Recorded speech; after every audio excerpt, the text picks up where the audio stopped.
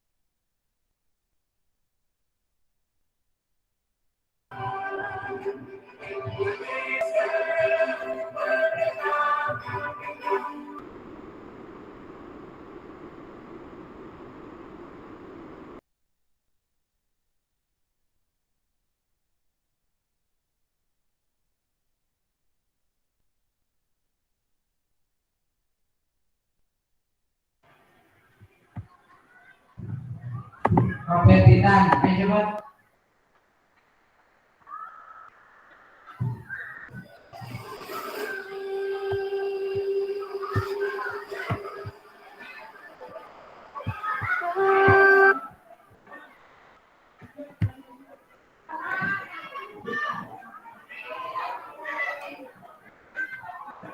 Ya. Semoga dengan mendengarkan lagu Indonesia Raya tadi, rasa kecintaan kita dan patriotisme kita ke negara dan bangsa Indonesia semakin meningkat. Melanjutkan acara berikutnya, yaitu doa, yang akan dipimpin oleh Bapak Mahmudi SPD. Kepada Bapak Mahmudi disilahkan untuk memimpin doa.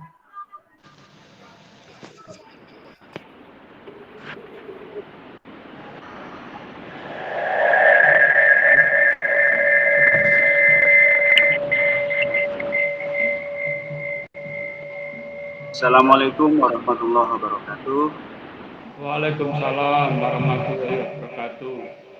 Sebelum acara ini kita mulai bersama, marilah kita menundukkan kepala sejenak, memohon dan kelancaran dan dapat diimplementasikan dalam kehidupan kita sehari-hari. Qoblisiri bifati Rasulullah Muhammadin sallallahu alaihi wasallam. Syai'ulillahi lana wa lahumul Fatihah.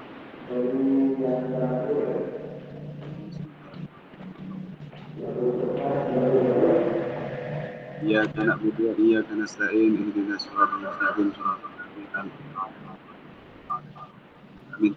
A'udzu billahi minasyaitonir rajim. Bismillahirrahmanirrahim. Allahumma shalli ala sayyidina Muhammad wa ala ali sayyidina Muhammad walhamdulillahi rabbil alamin.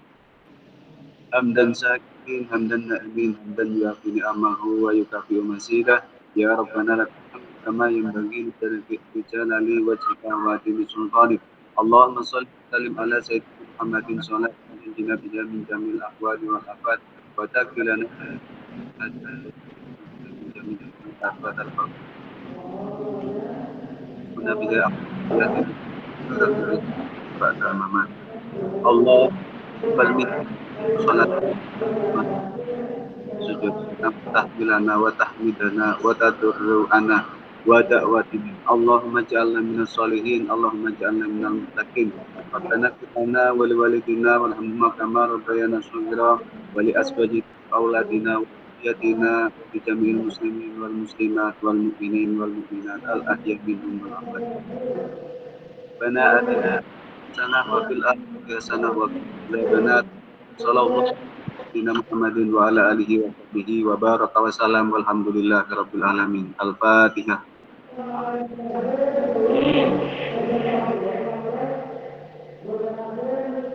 Assalamualaikum warahmatullahi wabarakatuh. Waalaikumsalam warahmatullahi wabarakatuh. Amin amin ya rabbal alamin. Semoga doa yang telah kita panjatkan bersama dikabulkan oleh Allah Subhanahu wa taala. Melanjutkan acara berikutnya yaitu sambutan dari Bapak Pembina MGBK SMP Kabupaten Malang. Kepada Bapak Edi Supriyono disilahkan untuk menyampaikan sambutannya. Terima kasih. Assalamualaikum warahmatullahi wabarakatuh.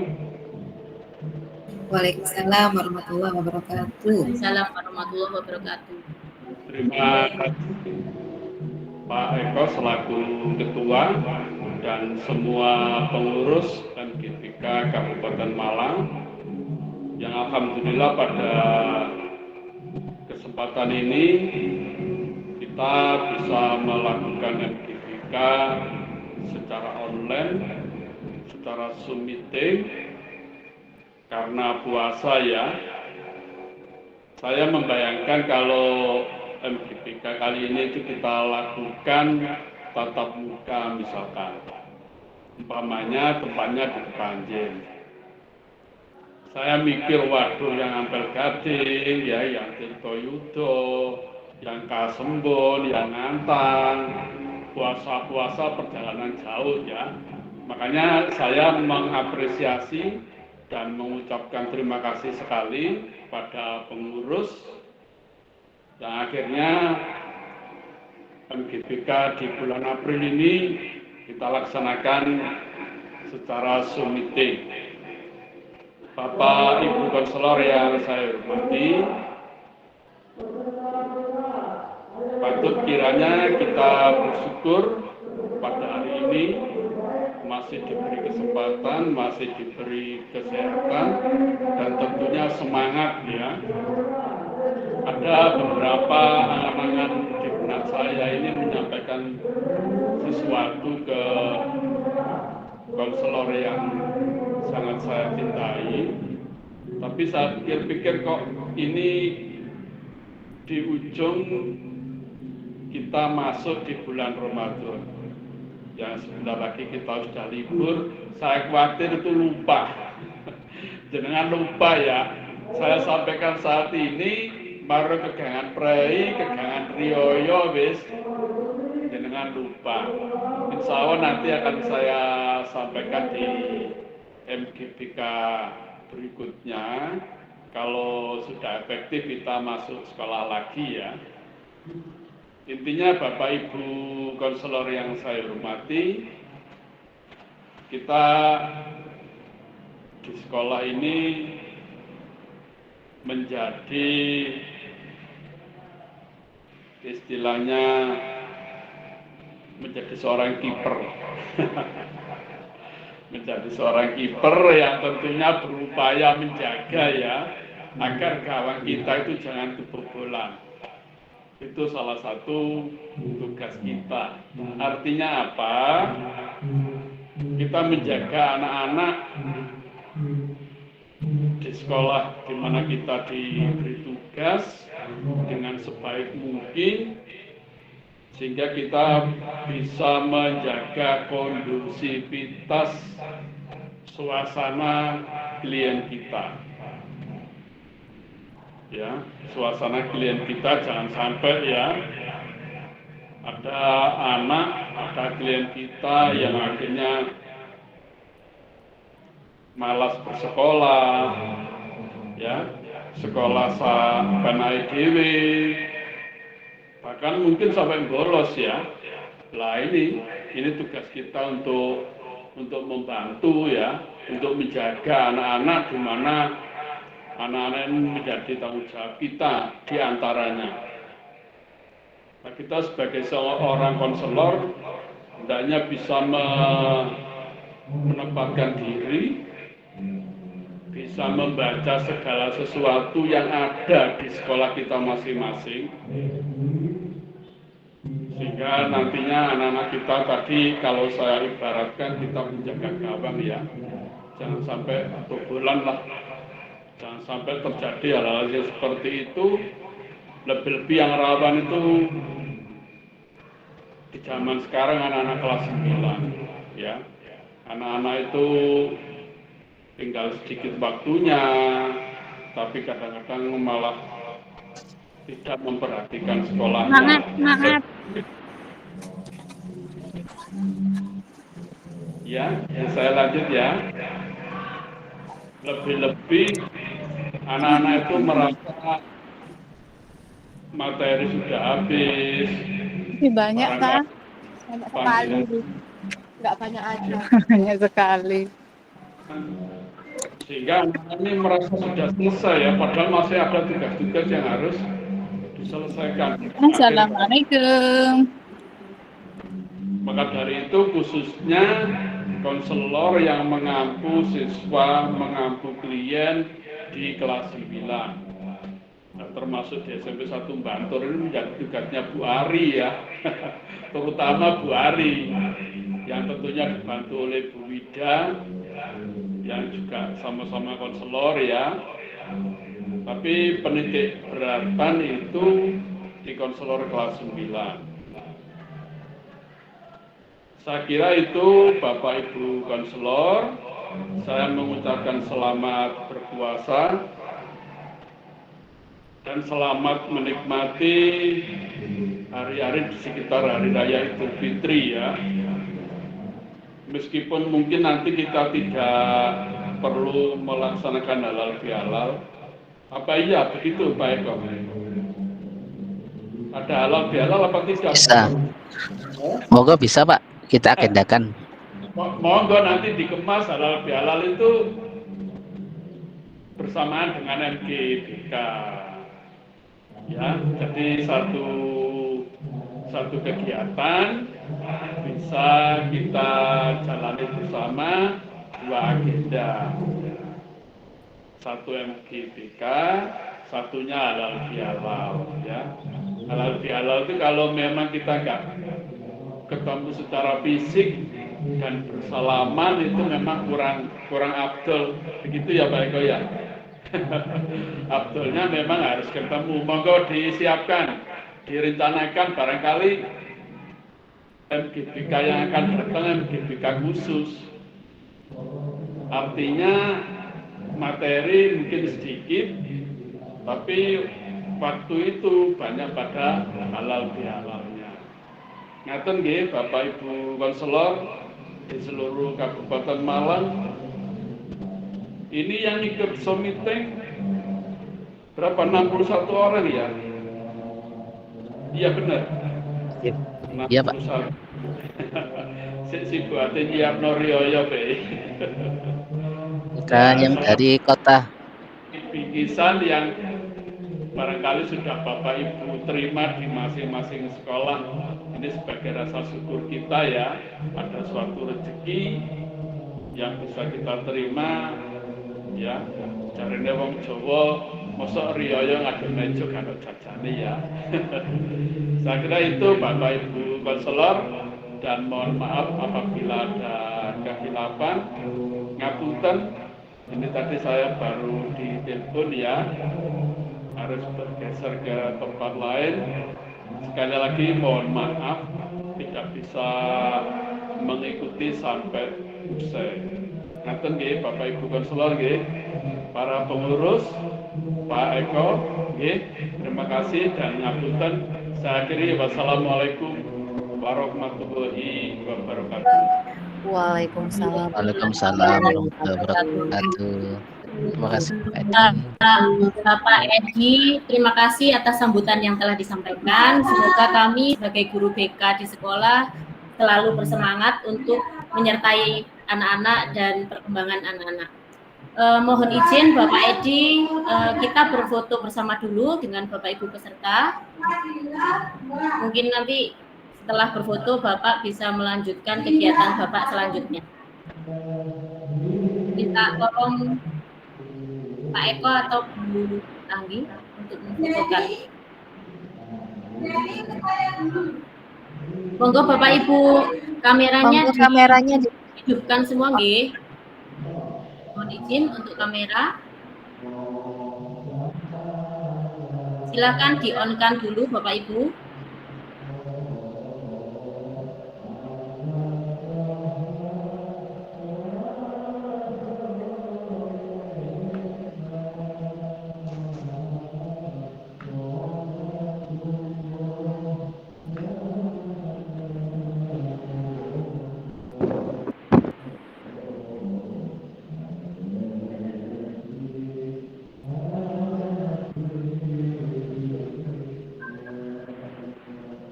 Sampun Bu Anggi.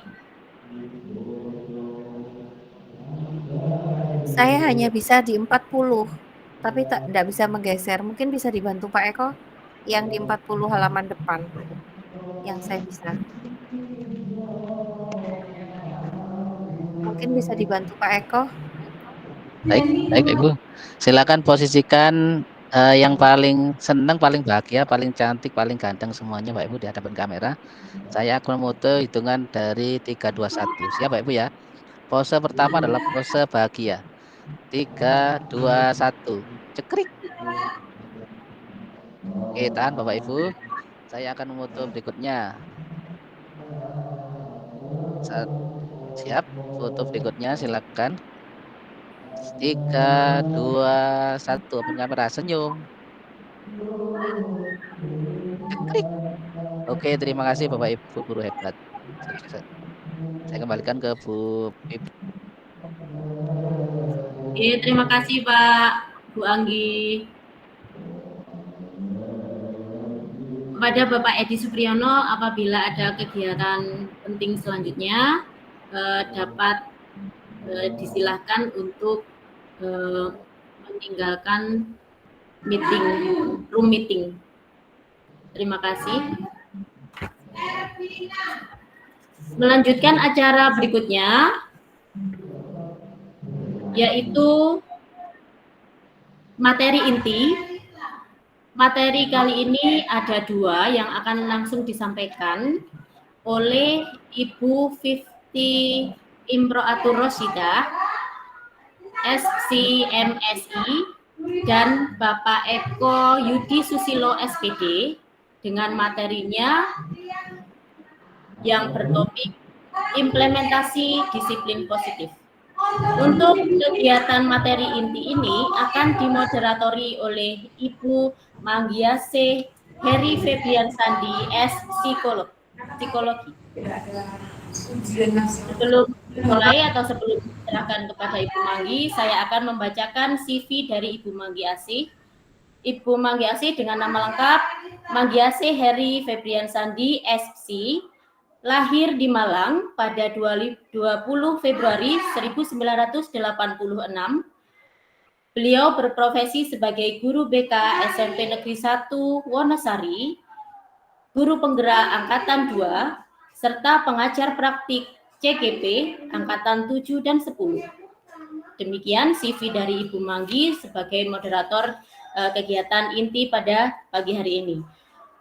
Selanjutnya akan saya serahkan waktu dan tempat kepada Ibu Manggiase. Silakan untuk memoderatori materi inti berikut ini. Terima kasih. Oke, terima kasih Bu Pin. Bismillahirrahmanirrahim. Saya selaku moderator akan membawakan kegiatan hari ini. Sebelumnya saya ucapkan selamat datang kepada Bapak Ibu guru hebat di dalam kegiatan komunitas belajar MGBK Kabupaten Malang. Perlu Bapak Ibu ketahui, kegiatan kita hari ini akan membahas materi diseminasi pendekar jurus 7, penguatan wawasan kebangsaan dan penerapan disiplin positif. Nah, sebelum kita mulai, mohon izin membaca pantun nggih Bapak Ibu. Tebing tinggi di atas gunung Merapi. Hati-hati bila sedang mendaki. Hidup ini tidak bisa diulangi. Mari kita mulai saja acara ini. Baik, Bapak Ibu hebat, kita punya 2 pemateri yang sangat hebat pada kegiatan kita. Yang pertama, Ibu Fifty Imro'atus Rosyidah, sarjana psikologi, magister sains, lahir di Jombang, 8 Maret 1981, beliau adalah pendekar jurus 7, guru penggerak Angkatan 2, pengajar praktik Angkatan 5, fasilitator Angkatan 9. Ibu Fifty menempuh pendidikan sarjana di bidang psikologi Universitas Muhammadiyah Malang, kemudian menempuh bidang magister psikologi sains di Universitas Muhammadiyah Malang. Saat ini beliau bertugas sebagai guru BK SMP Negeri 1 Kasemborn. Oke, boleh kita kirim aplaus melalui stiker Bapak Ibu untuk Bu Fifty. Terima kasih. Saya lanjutkan. Oke, saya lanjutkan pada pemateri kedua kita, yaitu Bapak Eko Yudi Susilo, sarjana pendidikan. Beliau lahir di Malang 30 Januari 1984. Saat ini beliau berdinas di SMP Negeri 1 Lawang sebagai guru BK juga. Bapak Ibu, jika saya bacakan pengalaman organisasi dari Pak Eko, nggak cukup waktunya. Oke, saya singkat izin Pak Eko, saya singkat karena banyak sekali, saya ini 1 halaman tidak cukup untuk pengalaman organisasi dari Pak Eko. Yang jelas beliau saat ini sebagai Ketua MGBK SMP Kabupaten Malang, kemudian beliau pernah mengikuti Diklat PKB 2017 sebagai instruktur nasional, Diklat K13 2018 sebagai instruktur, Diklat PKP 2019 juga sebagai instruktur, kemudian asistensi BNN Modul Ketahanan Keluarga 2019 sebagai fasilitator, pengajar praktik PGP Angkatan 2, fasilitator PGP Angkatan 6, kemudian sebagai CGP Rekognisi, guru penggerak rekognisi pada Angkatan 6, dan saat ini beliau sebagai instruktur calon pengajar praktik Bapak Ibu di Angkatan 7, 8, 9, 10, dan 11. Kita berikan aplaus yang banyak Bapak Ibu untuk Pak Eko. Oke, Bapak Ibu, sekilas informasi untuk pendekar. Pendekar ini bukan pendekar silat nih Bapak Ibu. Tetapi pendekar ini adalah akronim dari Penggerak Merdeka Belajar, merupakan program yang digagas oleh BPGP Provinsi Jawa Timur untuk mewadahi komunitas guru penggerak di wilayah Provinsi Jawa Timur dalam berbagai aktivitas peningkatan kompetensi bagi guru dan tenaga kependidikan yang mendukung program Merdeka Belajar dalam rangka menggerakkan semua komponen untuk peduli dan ikut bergotong royong meningkatkan kualitas pendidikan serta menciptakan lingkungan belajar yang nyaman dan menyenangkan bagi murid, guru, kepala sekolah, dan semua komponen yang ada di sekolah. Tujuan dari kegiatan pendekar ini yakni memberikan wadah sekaligus memberikan penguatan kepada komunitas guru penggerak yang telah terbentuk setelah mengikuti program pendidikan guru penggerak agar mampu menjalankan tugasnya sebagai guru penggerak dan mendukung implementasi Merdeka Belajar. Nah, perlu Bapak Ibu ketahui, karena tadi kita ada di jurus ke-7, sebenarnya ada 7 jurus Bapak Ibu. Ada jurus 1, yakni pengembangan kompetensi pengelolaan sekolah. Jurus 2, penguatan implementasi kurikulum merdeka. Jurus ketiga, pengelolaan media pembelajaran berbasis audio dan video. Jurus keempat, pengembangan media pembelajaran Big Book. Dan jurus kelima, pengembangan media portofolio digital. Jurus keenam, pengembangan pembelajaran dan asesmen. Kemudian jurus ketujuh yang akan kita ikuti adalah pelatihan penguatan wawasan kebangsaan. Baik, Bapak Ibu, agar tidak berlama-lama karena kita menjalankan ibadah puasa, untuk waktu dan tempat, saya persilahkan kepada Ibu Fifty sebagai pemateri yang pertama kita dalam diseminasi pendekar jurus ke-7. Kepada Ibu Fifty Imro'atus Rosida, disilahkan. Oh, mohon maaf, sebelumnya ini ada beberapa yang raise hand. Ada Pak Mega, Bu Heni, dan 3 lainnya.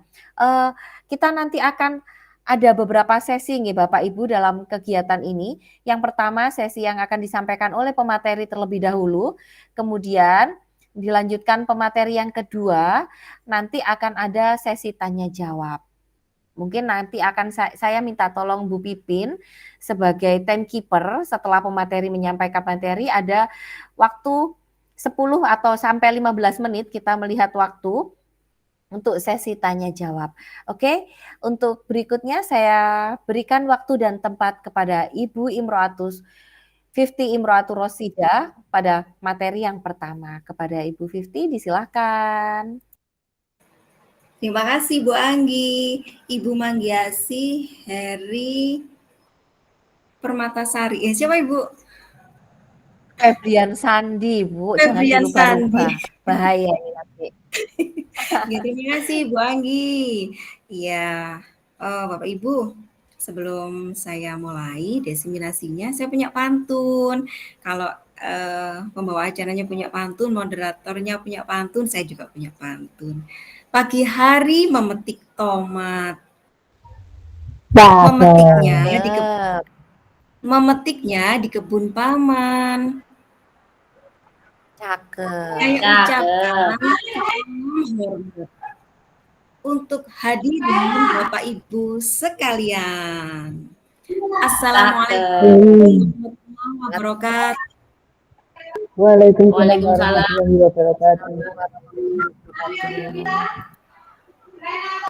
Baik, alhamdulillahirrahmanirrahim. Rabbi shrah li sadri wa yassir li amri wahlul 'uqdatam min lisani yafqahu qawli.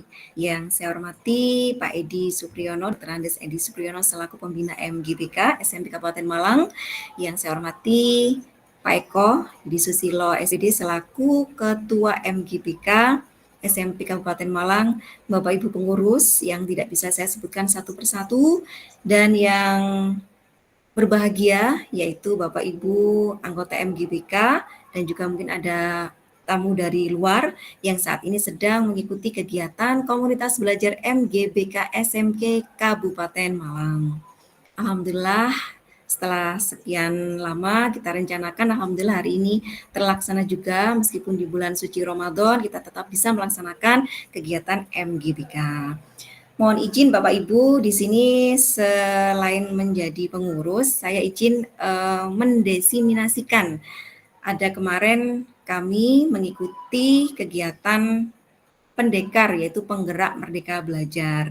Nanti mungkin periode berikutnya bergantian Bapak Ibu yang dari grup penggerak bisa ikut di pendekar sehingga bisa berbagi mendesiminasikan ilmunya kepada Bapak Ibu. Nanti saya lebih ke berbagi praktik baik saja Bapak Ibu ya, karena secara materi nanti Bapak Ibu bisa membaca sendiri. Begitu. Ibu moderator, ini yang share screen saya atau Ibu? Monggo, Bu Fifty atau saya, terserah saya. Boleh saya bantu? Oke, mohon bantuan Ibu Anggi. Mohon izin share screen ya Bapak Ibu. Nggih, Bu Anggi. Sambil menunggu share screen Bapak Ibu, terima kasih sudah bergabung di kegiatan ini Bapak Ibu. Mudah-mudahan apa yang kita lakukan, kita niatkan ibadah Bapak Ibu ya, thalabul ilmi, kita berbagi kebaikan, dan mudah-mudahan segala amal ibadah kita di bulan suci Ramadan ini dicatat oleh Allah sebagai sebuah ibadah. Selanjutnya salawat serta salam semoga senantiasa tercurahkan kepada junjungan kita Nabi Muhammad SAW. Ini sudah share screen Bu Anggi. Bapak Ibu, seperti yang disampaikan oleh moderator bahwasanya saya masuk di jurus 7, yaitu tentang penguatan wawasan kebangsaan. Ya, lanjut di slide 3 Ibu.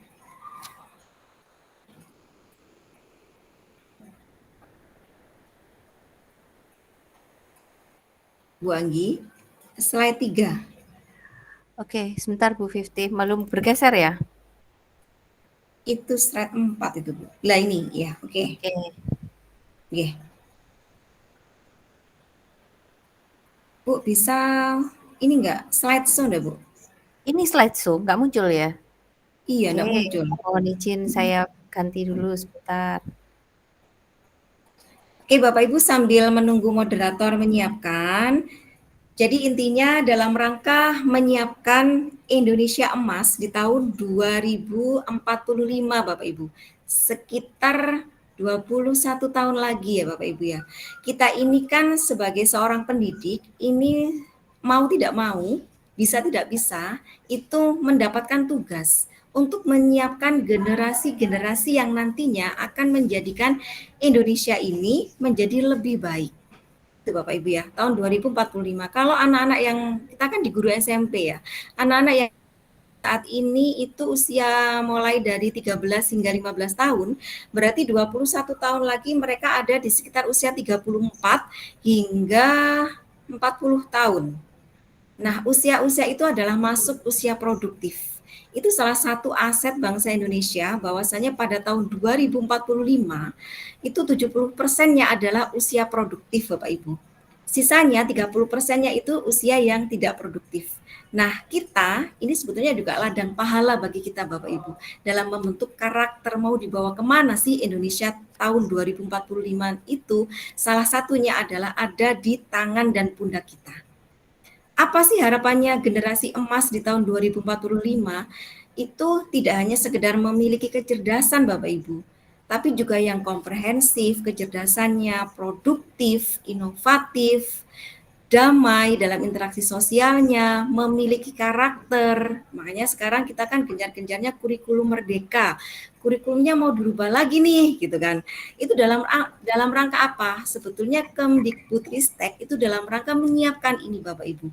Jadi wong cek suwi ya kok disiapkan sekarang gitu ya. Justru persiapan itu memang jauh hari. Usia-usia pembelajaran, usia sekolah itu akan banyak memori yang tertanam. Seperti itu Bapak Ibu.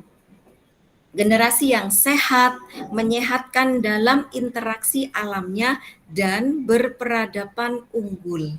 Nah, untuk menyiapkan generasi tersebut, anak-anak perlu kita bekali juga selain kemampuan akademik, juga kita bekali dengan keterampilan abad 21 dan juga penguatan wawasan kebangsaan. Apa tujuannya? Next, Ibu. Ternyata pintar saja tidak cukup, Bapak Ibu, kalau tidak kita bekali dengan keterampilan yang lain gitu ya. Mereka harus bisa membedakan ini yang baik, ini layak dipublish apa tidak.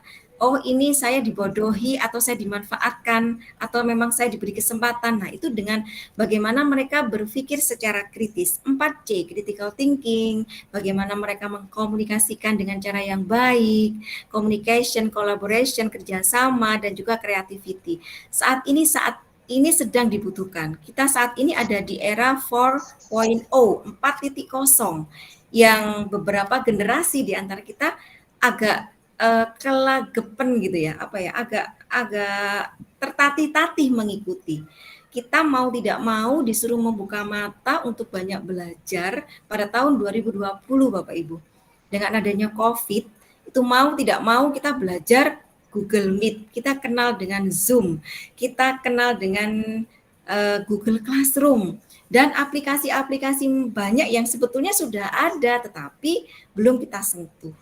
Nah, itu sebetulnya tanda-tanda Bapak Ibu. Ini di era 4.0 saja sudah seperti ini, bagaimana dengan era 5.0, 5.0, yang jelas digitalisasi itu sudah seperti makanan kita sehari-hari.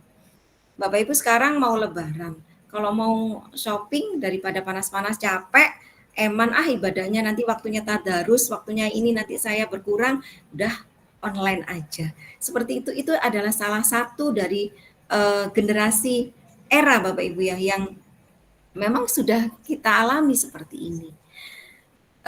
Sekolah pun demikian Bapak Ibu. Nah, dengan adanya era yang bergeser itu sebetulnya bukan malah mempersulit kita, justru malah mempermudah. Ya contohnya saat ini saja Bapak Ibu, seperti yang disampaikan oleh Pak Edi tadi, meskipun puasa, jarak itu nggak memisahkan kita tetap bisa melaksanakan kegiatan meskipun secara virtual. Itu nih Bapak Ibu ya. Saat ini SMP anak-anak yang kelas 9 sedang melaksanakan simulasi asesmen satuan pendidikan. Kalau dulu enggak usah simulasi. Dulu itu beberapa tahun yang lalu kelas 9 kalau sudah masuk semester 1, kelas 9 mereka akan di-drill dengan tes. Gitu kan ya. Dalam rangka apa? Menyiapkan ANBK. Apa-apa, Bu. Soalnya nanti ngambil di mana gitu kan. Nah, sekarang nggak perlu seperti itu. Ada sinkronisasi gitu kan waktu itu ya, sempat secara online juga. Nah, kemudian sekarang kita sudah nggak usah repot Bapak Ibu ya. Kita meskipun secara online kita dikasih fasilitas nih, mau pakai aplikasi atau mau pakai browser gitu kan, terserah sekolah yang mampunya yang mana. Jadi intinya teknologi itu mempermudah kita. Selain itu, kita juga perlu menguatkan anak-anak dengan wawasan kebangsaan. Mengapa? Ya supaya nilai-nilai luhur bangsa Indonesia itu tidak luntur dengan adanya globalisasi yang seperti sekarang ini. Sehingga kita tidak lagi sering mendengar arek saiki kilo gak iso sopan santun gitu ya. Arek saiki kilo gak iso bedakno, itu sudah lagi nggak terdengar.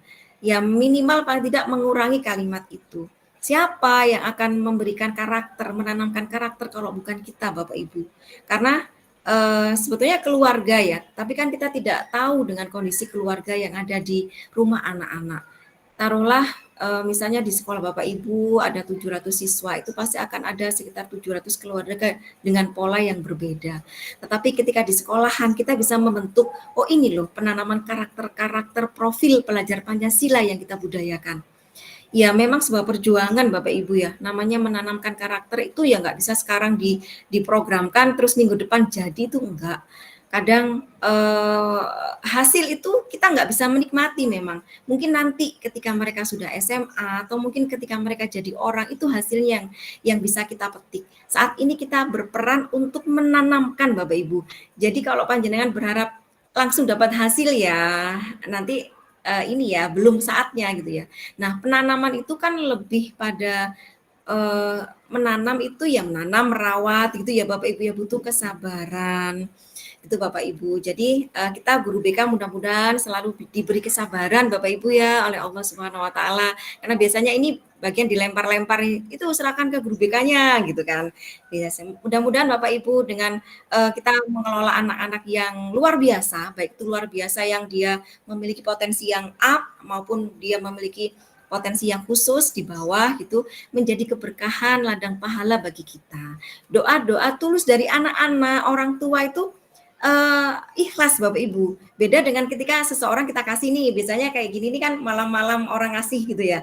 Wah, itu kan pasti dikasih doa, mudah-mudahan rezekinya banyak ya, Bu Pin ya. Saya dikasih donat gitu kan, mudah-mudahan. Nah, itu kan karena dikasih gitu ya. Jelas kita dengar. Nah, yang tidak kita dengar ini yang kita nggak tahu Bapak Ibu.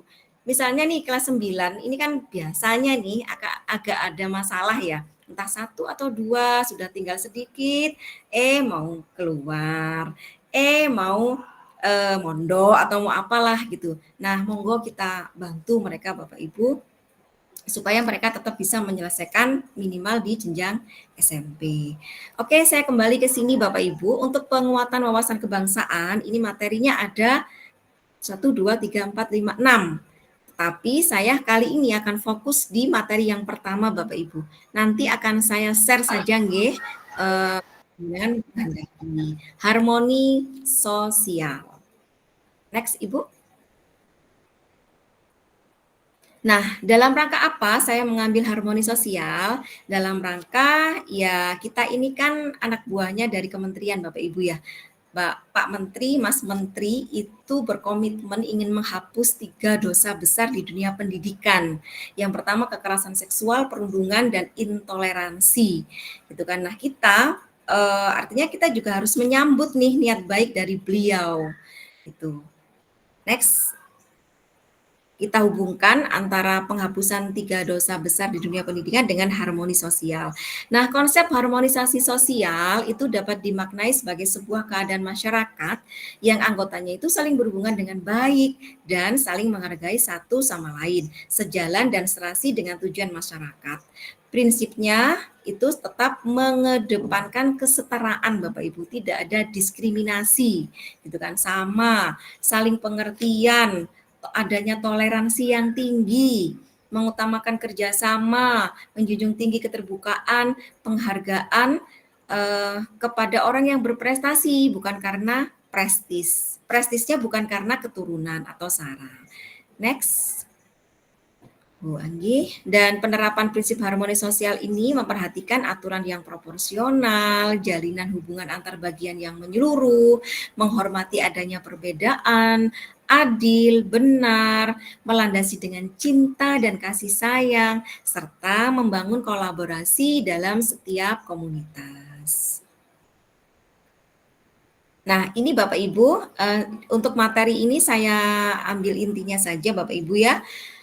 Menindaklanjuti dari adanya niatan dari kementerian ingin menghapus 3 dosa besar dalam dunia pendidikan, maka kemarin itu kita diperintahkan untuk membentuk TPPK, tim pencegahan dan penanganan kekerasan gitu Bapak Ibu ya.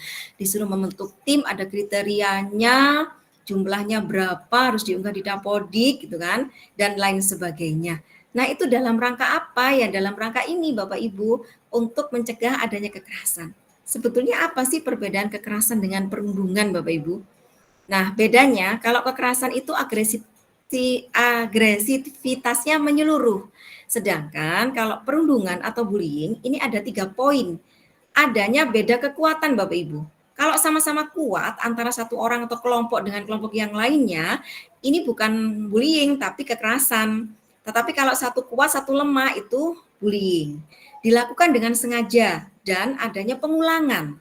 Nah, ini Bapak Ibu, yang panjenengan itu perlu membedakan nanti ketika ada anak lapor, Bu, saya dibully gitu. Biar mereka bercerita, ini masuk kekerasan atau masuk bullying. Karena anak sendiri juga kadang tidak bisa membedakan ini kekerasan atau bullying. Saya rasa itu untuk materinya bisa di skip saja nggih. Ini untuk materi bullying itu Bapak Ibu sudah paham. Ada 3 aktor pelaku gitu ya.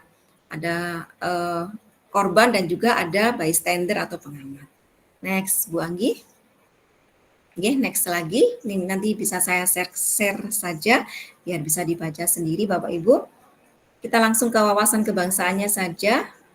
Programnya. Next lagi. Oke, next.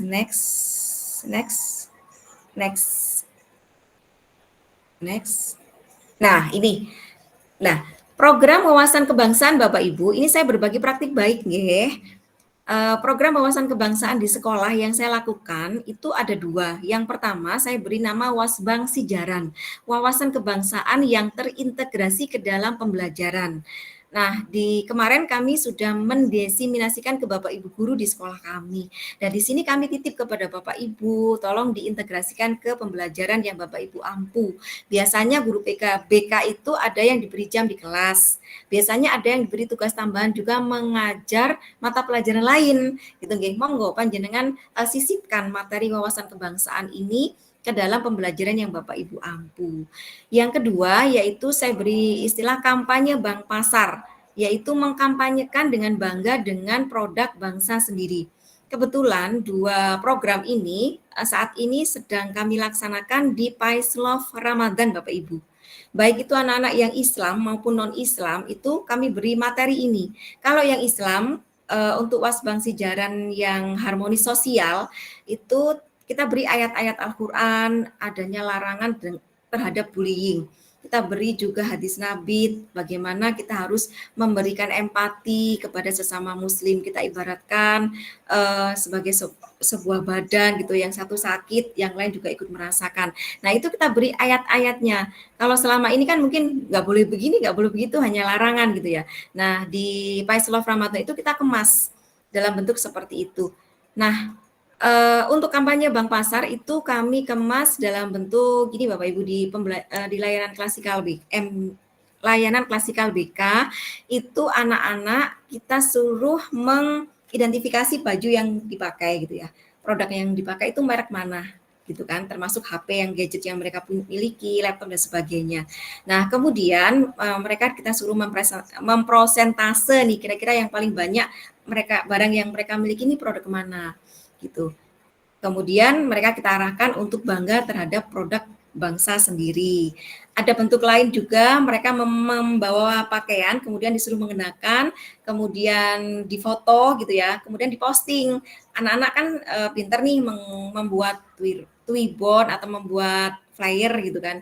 Nah itu kemudian diposting di media sosial mereka pribadi dan kita beri IG yang biar bisa di-tag gitu untuk mendeteksi mereka sudah mengirimkan tugas atau belum. Dalam rangka pembelajaran berdiferensiasi, bentuknya terserah Bapak Ibu ya, tidak harus Canva gitu ya. Boleh mereka membuat infografis, boleh membuat video gitu kan, terserah mereka. Seperti itu. Intinya Merdeka Belajar adalah pembelajaran itu yang menyenangkan dan kita memberikan pengalaman yang bermakna kepada anak. Sebetulnya materi itu adalah wawasan kebangsaan, tapi bagaimana kita mengemas itu menjadi sebuah pengalaman anak-anak yang menyenangkan. Nah, untuk wawasan kebangsaannya ini anak-anak kami beri games Bapak Ibu. Bapak Ibu perso aplikasi Wall kan? Nah, itu kan ada banyak pilihan nih.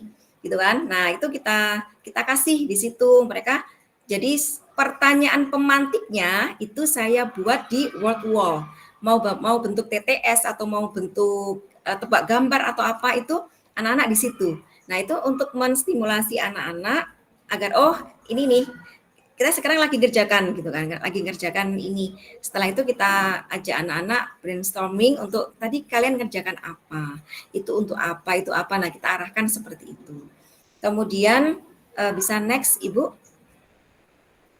Nah, ini ada salah satu praktik baik yang sudah kami lakukan kemarin, yang di bawah itu wall yang mereka lakukan Bapak Ibu.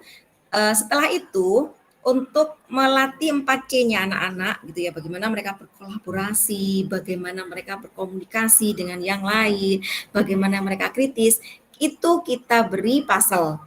Nah, yang saya lakukan karena ini dilakukan serentak 8 kelas, kalau saya beli itu terlalu mahal Bapak Ibu, jadi saya buat sendiri.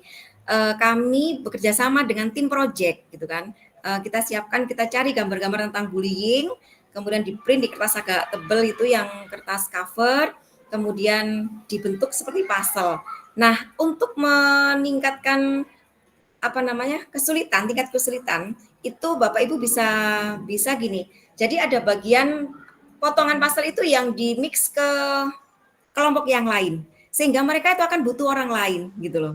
Itu bisa Bapak Ibu. Bagaimana nanti mereka caranya, aku nyelang yo gitu, atau mereka ini kita bisa mengamati mereka langsung royo atau gimana. Karena akan seru nih di sini nih gitu. Dan alhamdulillah ini sudah jalan 2 kelas. Kelas 7 dan kelas 8 sudah jalan. Alhamdulillah ada pengalaman yang menarik ketika belajar seperti ini. Seperti itu Bapak Ibu diseminasi saya tentang harmonisasi sosial. Untuk materi yang lain saya share saja Bapak Ibu karena kalau semuanya saya sampaikan di sini waktunya tidak mencukupi. Bu Anggi? Sudah ya, sudah terima kasih Kak yang belakangnya. Saya rasa itu Bapak Ibu untuk diseminasi dari saya. Selanjutnya saya kembalikan kepada moderator. Baik, terima kasih materinya sangat menarik sekali ya Bu Fifty ya. Kalau saya bisa menangkap tadi materi yang disajikan ini dalam diseminasi Pendekar 7 ini memfokuskan pada penguatan wawasan kebangsaan sebagai bagian integral dari pendidikan di Indonesia. Nah, tujuannya mempersiapkan generasi emas 2045. Materi ini menggarisbawahi pentingnya memiliki populasi yang produktif, inovatif, damai dalam interaksi sosial, berperilaku sehat terhadap alam, mencapai peradaban yang unggul. Nah, ini ditekankan pula pentingnya mengembangkan keterampilan abad 21 seperti berpikir kritis, berkomunikasi, berkolaborasi, kreativitas yang semuanya ini dapat dilihat sebagai pilar utama dalam mempersiapkan individu yang siap menghadapi tantangan di masa depan. Nah, materi ini juga menggambarkan pentingnya harmoni sosial masyarakat multikultural serta kesadaran dan apresiasi terhadap posisi strategi Indonesia. Nah, oke, untuk benar seperti itu ya Bu Fifty ya. Ini juga menghadapi tantangan 3 dosa besar yang telah disampaikan yang menjadi tantangan besar di Indonesia, 3 dosa besar pendidikan. Oke, untuk materi yang selanjutnya yakni narasumber yang kedua kita, Bapak Eko Yudi Susilo, Sarjana Pendidikan. Untuk materi, waktu dan tempat saya serahkan sepenuhnya kepada Pak Eko. Monggo Pak Eko. Terima kasih Bu Manggi. Suara saya terdengar jelas Pak Ibu? Cek Jelas, gelombang. jelas Baik. sekali. Assalamualaikum warahmatullahi wabarakatuh. Waalaikumsalam warahmatullahi wabarakatuh. Hamdan wa syukran lillah, nahmadu wa nasta'inu wa nastaghfiru min suri anfusina wa min sayyiati a'malina, may yahdihillahu fala mudilla lahu wa may yudlilhu fala hadiyalah. Allahumma shalli ala Muhammad wa ala ali sayyidina Muhammad. Bapak Ibu, teman-teman guru BK di SMP Kabupaten Malang, dan ini ada juga dari teman-teman yang dari Kota Malang ya. Jadi jaringannya itu banyak sekali ya, dari teman kuliah, dari satu angkatan itu ngumpul di sini. Ada yang dari SMA dan seterusnya. Kita saling berbagi Bapak Ibu. Bukan yang di depan ini yang lebih pintar, tidak, tapi kita berbagi saja.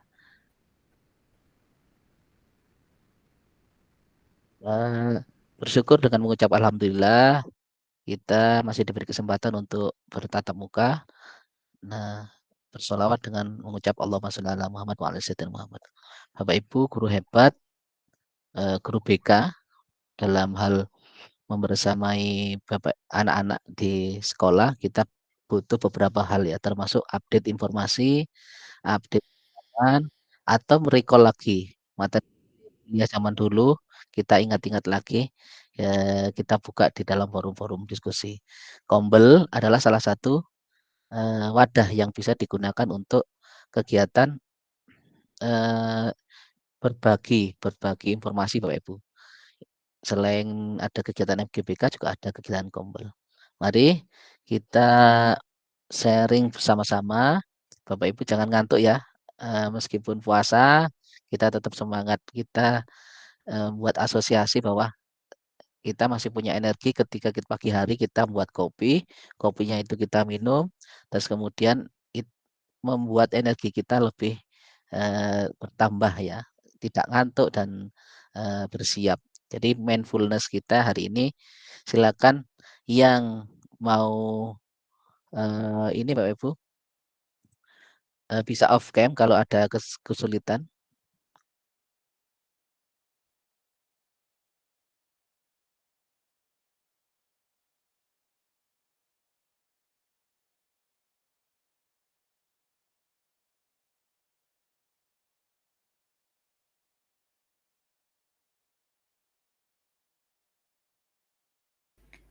Pak Eko? Izin Pak Eko, apa Pak Eko terkendala jaringan?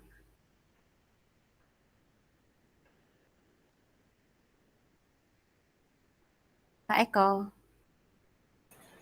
Sepertinya gitu Ibu Anggi, gambarnya tidak bergerak. Iya, sambil menunggu Pak Eko nggih Bapak Ibu, tadi Pak Eko akan, Pak Eko ternyata dalam proses share screen. Kita kembali ke Pak Eko lagi. Pak Eko sudah bisa mendengar suara saya? Pak Eko? Oh sudah ini, oh ternyata saya mute ya.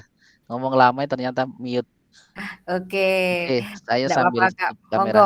Bapak saya izin mengingatkan waktu Bapak 35 menit untuk menyampaikan materi disiplin positif ini nggih Bapak? Oke, siap. Nggih, monggo silakan. Baik, materinya adalah disiplin positif. Es kelapa rasanya segar, biar manis ditambahi gula. Bulan puasa nggak boleh mager. Ayo semangat kita cari pahala. Mantap Bapak Pak Ibu. Eko. Ini kita masih ingat ya. Ini Bapak William Glasser. Ingat ini teori apa Pak Ibu kalau konseling? Realita ya Ibu ya. Zaman dulu kita belajar tentang konseling realita, bapaknya adalah Glasser, William Glasser. Beliau adalah seorang psikiater, penulis juga. Dia punya lembaga namanya institusinya itu William Glasser Institute ya. Nah ini beliau itu mempunyai beberapa teori. Yang kita kenalkan nanti adalah teori realita, itu untuk konseling, konseling reality. Tapi yang kita bahas sekarang adalah teori kontrol atau choice theory. Di sini William Glasser terkenal ya dengan pendekatannya di bidang pendidikan sekolah, dikenal juga ada bukunya itu adalah School Without Failure. Jadi sekolah tanpa gagal. Nah, dari situ tahun 69, kemudian adalah choice theory. Choice theory itu tahun 98 dan reality terapi itu tahun 65. Itu berkontribusi besar terhadap bidang psikologi pendidikan dan pendidikan. Kalau tentang teori realita, masih ingat ya Pak Ibu ya, check and recheck atau recall, pendekatan konseling realita itu berfokus pada pemecahan masalah dan penumbuhan kebutuhan psikologis. Ini jadi di terapi atau di pendekatan itu ada prinsip-prinsip bahwa hampir semua pilihan-pilihan itu ada tanggung jawabnya. Saya milih ngambil keputusan A, B, C itu masing-masing ada ininya, ada tanggung jawabnya.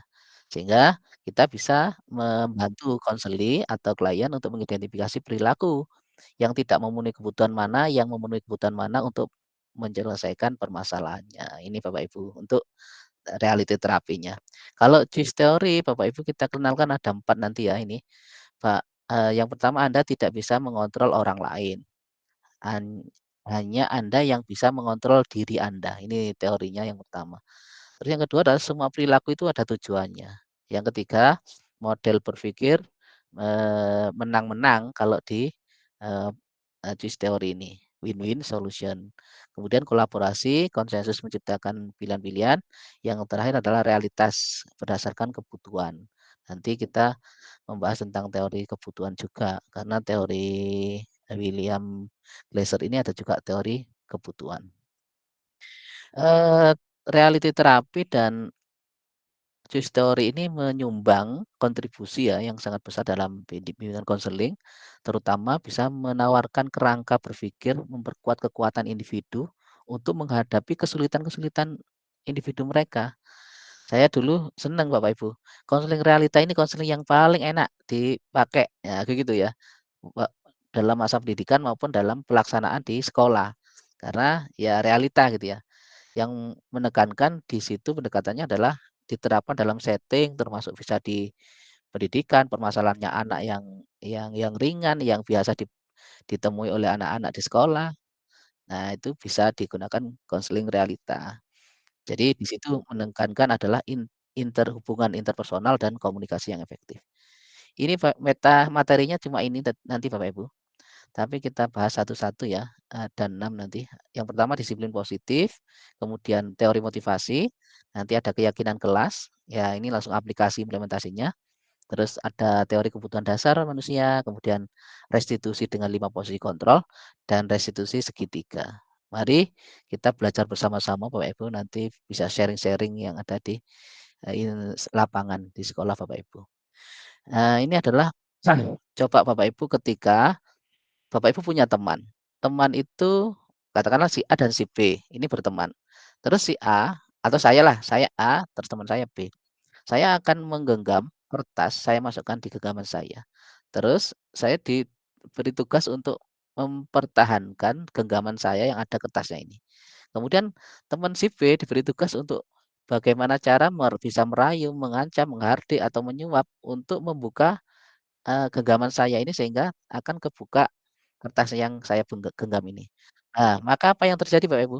Saya ternyata sebagian besar penelitian itu adalah saya tetap akan mempertahankan sekuat tenaga bahwa yang saya genggam ini berharga, tidak boleh dibuka, tidak boleh bahkan dirayu, disuap, dikasih uang atau apa tidak bisa. Ini saya genggam sekuat-kuatnya. Nah, seperti itu teori kontrol Pak Ibu. Sehingga yang di sekolah-sekolah itu kan ada teori begini. Ada ilusi kontrol bahwa guru itu mengontrol murid. Nah, ini yang ke bawah-bawah sampai sekarang ya, kami tidak menyalahkan. Ini adalah teori, salah satu teori. Boleh guru mengontrol murid juga boleh, tapi ini adalah salah satu pandangan teori bahwa ada ilustrasi bahwa guru itu terlalu mengontrol murid. Nah, di sini secara tradisional ya, guru lama itu banyak sistem pendidikan yang operasi pada asumsi bahwa guru itu memiliki kontrol penuh kepada siswa, sehingga siswa bisa mendapatkan nilai bagus, bisa memastikan pembelajaran berjalan lancar. Itu. Namun Pak Glaser ini ya, itu menantang pandangan ini, ditentang bahwa Pak Glaser ini mengusulkan bahwa upaya mengontrol itu dapat menimbulkan perlawanan, mengurangi motivasi intrinsik. Iya, kalau siswa disuruh guru itu mesti ada bangkangnya gitu, ada ayo sholat, ayo apa itu kan mesti ada protesnya gitu ya Bu. Sedang enak-enak main disuruh apa dikontrol nah itu. Jadi menurut teori pilihan ini, teorinya Glaser ini pembelajaran itu akan lebih efektif ketika diberi kebebasan untuk membuat pilihan, bertanggung jawab atas pembelajaran mereka sendiri. Bagaimana caranya? Nah, ini Bapak Ibu yang nanti bisa merumuskan caranya. Jadi mungkin diberi gambaran bagaimana kalau melakukan ibadah atau melakukan disiplin masuk pagi itu kelebihannya apa, kelemahannya apa, dia tinggal akan memilih. Yang kedua, ilusi bahwa kritik yang membuat orang dewasa bersalah dapat mengubah karakter. Nah ini, jadi ada bahwa kritik atau rasa bersalah itu sering digunakan sebagai alat. Wah ini alat saya nih. Saya akan mengontrol anak-anak saya dengan cara mengkritisi. Nah begitu. Dengan asumsi bahwa mereka akan termotivasi dengan kritisan itu. Ternyata tidak. Ini adalah ilusi Pak Ibu. Jadi pendekatan di sini teori kontrol ini sebenarnya dapat merusak hubungan atau mengurangi rasa percaya diri individu ketika kita mengkritik, apalagi mengkritik atau di depan umum. Namanya adalah umpan balik. Ada dua kan umpan balik itu. Umpan balik apresiatif yang memuji, umpan balik yang ada kesalahan atau kekurangan konstruktif. Nah, yang konstruktif ini. Konstruktif itu boleh diberi tapi harus face to face berdua, jangan di depan umum. Nanti malu kalau memberikan umpan balik seperti itu. Jadi teori pilihan menyarankan bahwa kepuasan untuk memenuhi kebutuhan dasar merupakan motivasi yang lebih kuat. Jadi apa yang dibutuhkan anak, kasih sayangnya atau kepuasannya dan minimal ada 4 atau 5 kebutuhan dasar itu terpenuhi. Itu aja diarahkan ke situ. Yang ketiga adalah ilusi bahwa semua penguatan positif efektif dan bermanfaat. Nah ini teorinya Pak Ibu, teori lama ya. Walaupun penguatan positif itu dapat menjadi alat yang ampuh, bisa pakai token ekonomi atau materi, kamu silakan kerjakan materinya nanti saya kasih wafer coklat. Nah, gitu. Itu kalau menurut Pak Glaser ini tidak efektif ya. Dalam bentuk penguatan ini tidak terlalu bermanfaat. Jadi ketika ada hadiah atau eksternal atau reward atau pujian dari luar itu digunakan secara berlebihan, maka individu ini akan tergantung pada penghargaan itu, menunggu terus. Jadi kalau teorinya Skinner ya, ini memang berlawanan dengan behavioristik ya, nunggu daging dikeluarkan dia baru akan bergerak. Nunggu itu ya penelitian itu ya. Sehingga teori pilihan ini menyarankan bahwa kepuasan dalam memenuhi kebutuhan dasar, motivasi ini lebih lebih kuat.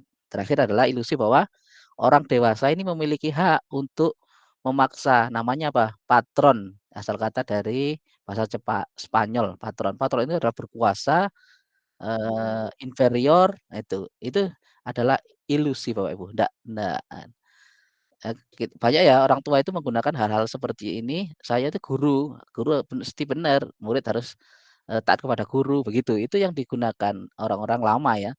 Jadi tapi di teori pilihan ini menggantikan bahwa pandangan ini, ide ini bahwa semua individu termasuk anak-anak remaja, anak-anak kecil itu tetap memiliki kebebasan yang bisa memilih perilaku mereka sendiri. Jadi mereka punya kebebasan bisa melakukan dialog, menghargai kerjasama dan seterusnya. Nah inilah Pak Ibu, kita harus mulai berubah paradigma. Kalau kita masih pakai mengontrol murid, mengkritisi murid, membuat reward, memberi hadiah, atau mengambil haknya anak-anak itu mulai digeser ya. Jadi pergeseran paradigma ini kita bisa menantang untuk memikirkan kembali tentang apa atau bagaimana kita berinteraksi dengan orang lain, baik dalam konteks pendidikan maupun secara pribadi ya, Ibu ya, dengan mengurangi ketergantungan kontrolnya dari kontrol eksternal. Hadiahnya mulai dikurangi, kemudian lebih fokus untuk membangun diri sendiri. Nah, ini Bapak Ibu perubahan paradigmanya ya, yang saya sampaikan tadi bahwa kalau stimulus respon teorinya behavioristik itu kita mencoba mengubah orang agar berpandangan sama dengan kita, diberi daging, air liurnya keluar, diberi daging sehingga jet bel dan seterusnya. Tapi teori kontrol tidak. Kita berusaha memahami pandangan orang lain tentang dunia, gitu. Dan yang berikutnya dari stimulus kontrol, perilaku buruk dilihat sebagai suatu kesalahan kalau perilaku buruk. Tidak. Kalau di teori kontrol, semua perilaku baik buruk ataupun baik itu mesti mempunyai tujuan. Anak tidak mengerjakan PR itu mesti ada tujuannya atau ada alasannya Pak Ibu. Apa? Mungkin tadi malam membantu orang tuanya yang ada di rumah sakit, menjenguk atau ada yang manten, ikut biotosinoman dan seterusnya. Atau memang males atau ketiduran karena ngaji dan seterusnya. Itu mesti ada alasan. Stimulus respon teorinya adalah orang lain bisa mengontrol saya, tetapi di teori kontrol hanya Bapak Ibu sendiri, hanya diri sendiri yang bisa mengontrol diri sendiri. Ini teori kontrolnya. Terus saya bisa mengontrol orang lain, ini teori stimulus respon. Tapi kalau di teori kontrol Anda tidak bisa mengontrol orang lain. Jadi orang lain karena punya kebebasan sendiri. Yang berikutnya, stimulus respon itu pemaksaan ada pada saat bujukan itu gagal. Nah, itu di teorinya stimulus respon. Tapi di teori kontrol, kolaborasi dan konsensus ya, kesepakatan bersama itu menciptakan pilihan-pilihan baru. Jadi berbeda ini Bapak Ibu. Terakhir, kalau stimulus respon itu menang kalah model berpikirnya. Tapi kalau teori kontrol itu adalah menang-menang. Maksudnya menang kalah itu seperti apa? Stimulus respon berpikir menang kalah. Di situ ada kontrol eksternal di mana paradigma ini berakar pada pemikiran bahwa manusia adalah hasil dari stimulus eksternal. Nah, itu sehingga bisa diatur stimulus tersebut, dapat mengontrol responnya, minta anak-anak diarahkan kemana, anak-anak itu dikontrol. Tetapi kalau di teori kontrol tidak. Di stimulus respon itu mengubah orang untuk berpandangan, berperilaku agar sesuai dengan anggapan yang benar yang kita inginkan, sesuai kita. Nah, ternyata tidak seperti itu kalau di teori kontrol. Di teori kontrol itu akan kita bisa memahami orang lain itu mempunyai pendekatan diri yang berfokus pada usaha untuk memahami bagaimana orang lain itu melihat dunianya sendiri, berperilaku sendiri. Begitu Bapak Ibu. Jadi di sini, ada perbedaan yang mendasar ya, dua kubu. Silakan Bapak Ibu mau menganut yang teori behavioristik boleh, teori kontrol juga boleh. Nah, ini adalah pilihan.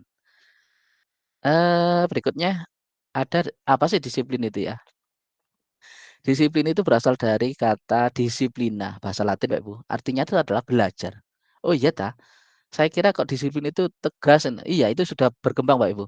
Dulu awalnya adalah dari bahasa Latin itu adalah disiplina, artinya belajar. Asal-usul dulu ya, dan evolusi, yang berkembang itu ada perubahan-perubahan pemahaman dan aplikasi yang ada di masyarakat. Disiplin itu asalnya adalah disiplinnya yang berarti belajar, tetapi, di zaman dulu itu mengindikasikan bahwa disiplin itu awalnya adalah dikaitkan dengan proses pembelajaran dan pengembangan diri, zaman dulu. Sebuah konsep yang disampaikan oleh filosof kuno ya seperti Socrates, Plato, itu berpendapat seperti itu.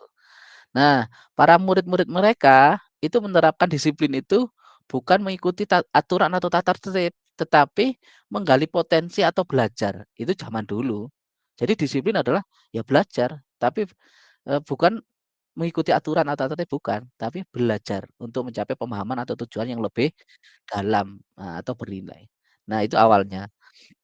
Jadi dianggap sebagai bagaimana mendorong individu untuk mencari pengetahuan itu belajar. Tetapi seiring berjalannya waktu, makna disiplin itu berubah Bapak Ibu. Ada pergeseran dalam banyak budaya ya multikultur bahwa disiplin itu seringkali dipahami sebagai praktek yang diterapkan dari satu individu kepada individu lainnya untuk menciptakan kepatuhan atau ketaatan, sehingga kalau tidak disiplin berarti melanggar begitu. Nah, jadi dalam konteks modern, disiplin sering dikaitkan dengan pengendalian begitu. Itu disiplin Bapak Ibu, ada pergeseran nilai. Kalau nilai kebajikan apa? Ya ini Bapak Ibu, nilai-nilai kebajikan, ini tulisannya kecil ya. Nilai kebajikan adalah nilai yang dianggap tinggi oleh seluruh masyarakat, baik itu suku, agama, ras dan tertentu. Itu nilai itu yang dianggap tinggi, semuanya dianggap tinggi di situ. Contoh, agama Islam tidak boleh, eee eee, umatnya untuk mencuri. Di Nasrani juga boleh, ndak boleh untuk mencuri. Di suku Jawa, eee, gotong royong. Di daerah lain, suku lain juga menjunjung tinggi gotong royong. Nah itulah, nilai-nilai yang dianggap tinggi itulah yang secara universal, itu dianggap tinggi itu adalah nilai kebajikan universal. Jadi teori, Glasser ini menurut teori kontrolnya itu menegaskan bahwa setiap perilaku perbuatan itu mesti memiliki tujuan yang menginginkan arah positif untuk motivasi mereka. Sehingga di situ masing-masing daerah, masing-masing suku, masing-masing agama mempunyai nilai sendiri-sendiri. Namun ada nilai yang dianggap tinggi, misalkan nilai beriman, bertakwa itu nilai universal. Semua agama itu menganggap Tuhannya itu yang lebih tinggi, lebih mulia dan sebetulnya keimanannya gitu. Terus bisa untuk gotong royong, nilai kejujuran dan lain sebagainya. Ini adalah bentuk-bentuk nilai. Teori motivasi manusia. Bapak Ibu, kita kelompokkan menjadi 3 ini ya. Motivasi yang eksternal, ada motivasi yang internal. Yang eksternal dibagi 2, hukuman. Untuk menghindari ketidaknyamanan, atau supaya tidak dihukum. Saya melakukan tugas mengerjakan PR. Nah, misalkan siswa begitu, berpikiran seperti itu, berarti dia menghindari hukuman. Berarti itu adalah eksternal. Atau saya mengerjakan PR supaya dapat hadiah atau imbalan. Itu juga eksternal, Bapak Ibu. Nah, yang teori eksternal ini gampang, locus of control eksternal itu gampang berubah, gampang hilang. Yang tetap adalah yang bertahan lebih lama adalah yang motivasi internal, yaitu apa? untuk menghargai diri saya sendiri. Saya ingin menjunjung nilai saya yang saya anggap tinggi. Itu dari dalam internal. Contoh, siswa memakai helm itu bukan karena takut dihukum Pak Polisi atau bukan takut karena ingin dipuji ibunya atau orang tuanya, karena ingin mendapat itu dua-duanya eksternal, motivasi eksternal. Tetapi saya memakai helm atau siswa memakai helm karena itu adalah bisa melindungi diri saya dari kecelakaan, dari apa, saya junjung tinggi adalah kesehatannya saya atau, safety saya, keamanan saya, begitu. Jadi ada nilai yang internal yang dianggap tinggi, ini yang lebih lama Bapak Ibu bertahannya. Berikutnya adalah kita belajar restitusi Bapak Ibu. Restitusi adalah proses di mana menciptakan kondisi baik murid untuk memperbaiki kesalahan mereka. Sehingga mereka bisa kembali di kelompok mereka dengan karakter yang kuat. Tidak menutup kemungkinan banyak siswa yang dilimpahkan ke BK itu yang banyak yang kasus-kasus disuruh kirim ke BK, membolos, tidak mengerjakan PR, bertengkar, berkelahi, terus membuli dan seterusnya itu dikirim ke BK. Nah, bagaimana kita menangani anak-anak itu? Kita menggunakan restitusi nanti Pak Ibu. Jadi konsep restitusi itu bagaimana anak yang sudah salah itu sehingga mereka bisa kembali diterima di kelompoknya dengan karakter yang lebih kuat. Ini adalah makna restitusi. Sehingga butuh kolaboratif untuk mencapai solusi yang bersama murid dengan konselornya atau dengan sesama muridnya juga gitu ya Bu. Jadi fokus pada restitusi ini adalah bagaimana anak-anak itu dipahamkan kesalahannya dulu. Nah, kesalahannya diajarkan memahami kesalahan bahwa ini adalah melanggar norma, melanggar nilai-nilai atau melanggar ajaran agama dan seterusnya. Kalau sudah diantarkan supaya tenang dulu, refleks tenang dulu. Ini mendorong untuk merenungkan anak-anak itu supaya ini tidak emosi. Ya, tenang dulu supaya tidak emosi. Kalau emosi diajak komunikasi enggak nyambung, Pak Ibu. Jadi ditenangkan dulu ketika kita menerima anak-anak yang masih emosinya meledak-ledak gitu ya. Kemudian mulai dibangun solusi di sini nanti. Solusi dalam restitusi. Eh terakhir nanti kolaborasi partisipasi untuk penyelesaian masalahnya. Bu Magi nanti bisa diingatkan kalau saya waktunya hampir habis ya. Ada 9 ciri Bapak Ibu restitusi. Restitusi itu bukan untuk menebus kesalahan, namun untuk belajar dari kesalahan. Jadi, restitusi, difokuskan pada pembelajaran untuk pertumbuhan pribadi yang, eee, terhindar dari hukuman, daripada hukuman ya. Menekankan pentingnya mengakui kesalahan, bahwa saya salah, seorang kesatria itu akan mengakui kesalahan kalau dia telah berbuat salah. Nah, kesatria akan meminta maaf. Begitu caranya di masa depan sehingga hubungannya akan menjadi baik. Yang kedua memperbaiki hubungan. Iya, intinya restitusi adalah pemulihan perbaikan hubungan yang mungkin kemarin itu adalah rusak akibat tindakan yang salah, akibat kecentok, akibat salah ucap dan seterusnya. Mungkin sesama guru juga gitu Pak Ibu. Aduh saya salah ngomong kemarin kok sampai eh, lawan bicara kita atau teman kita itu tersinggung dan seterusnya. Itu. Yang ketiga adalah tawaran. Tawaran bukan paksaan. Restitusi ini bersifat sukarela karena tawaran ya, Pak ya. Berasal dari keinginan individu untuk memperbaiki kesalahan.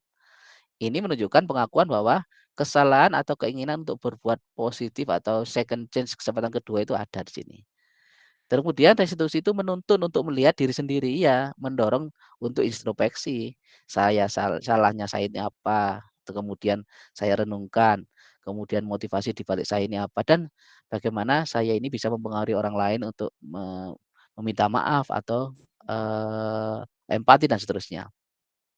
Restitusi mencari kebutuhan dasar yang mendasari tindakan. Nah, ini nih kita bertindak, anak-anak bertindak itu adalah kita lihat, kita cek apa yang ingin dipenuhi dari motivasi dia untuk melakukan tindakan demikian.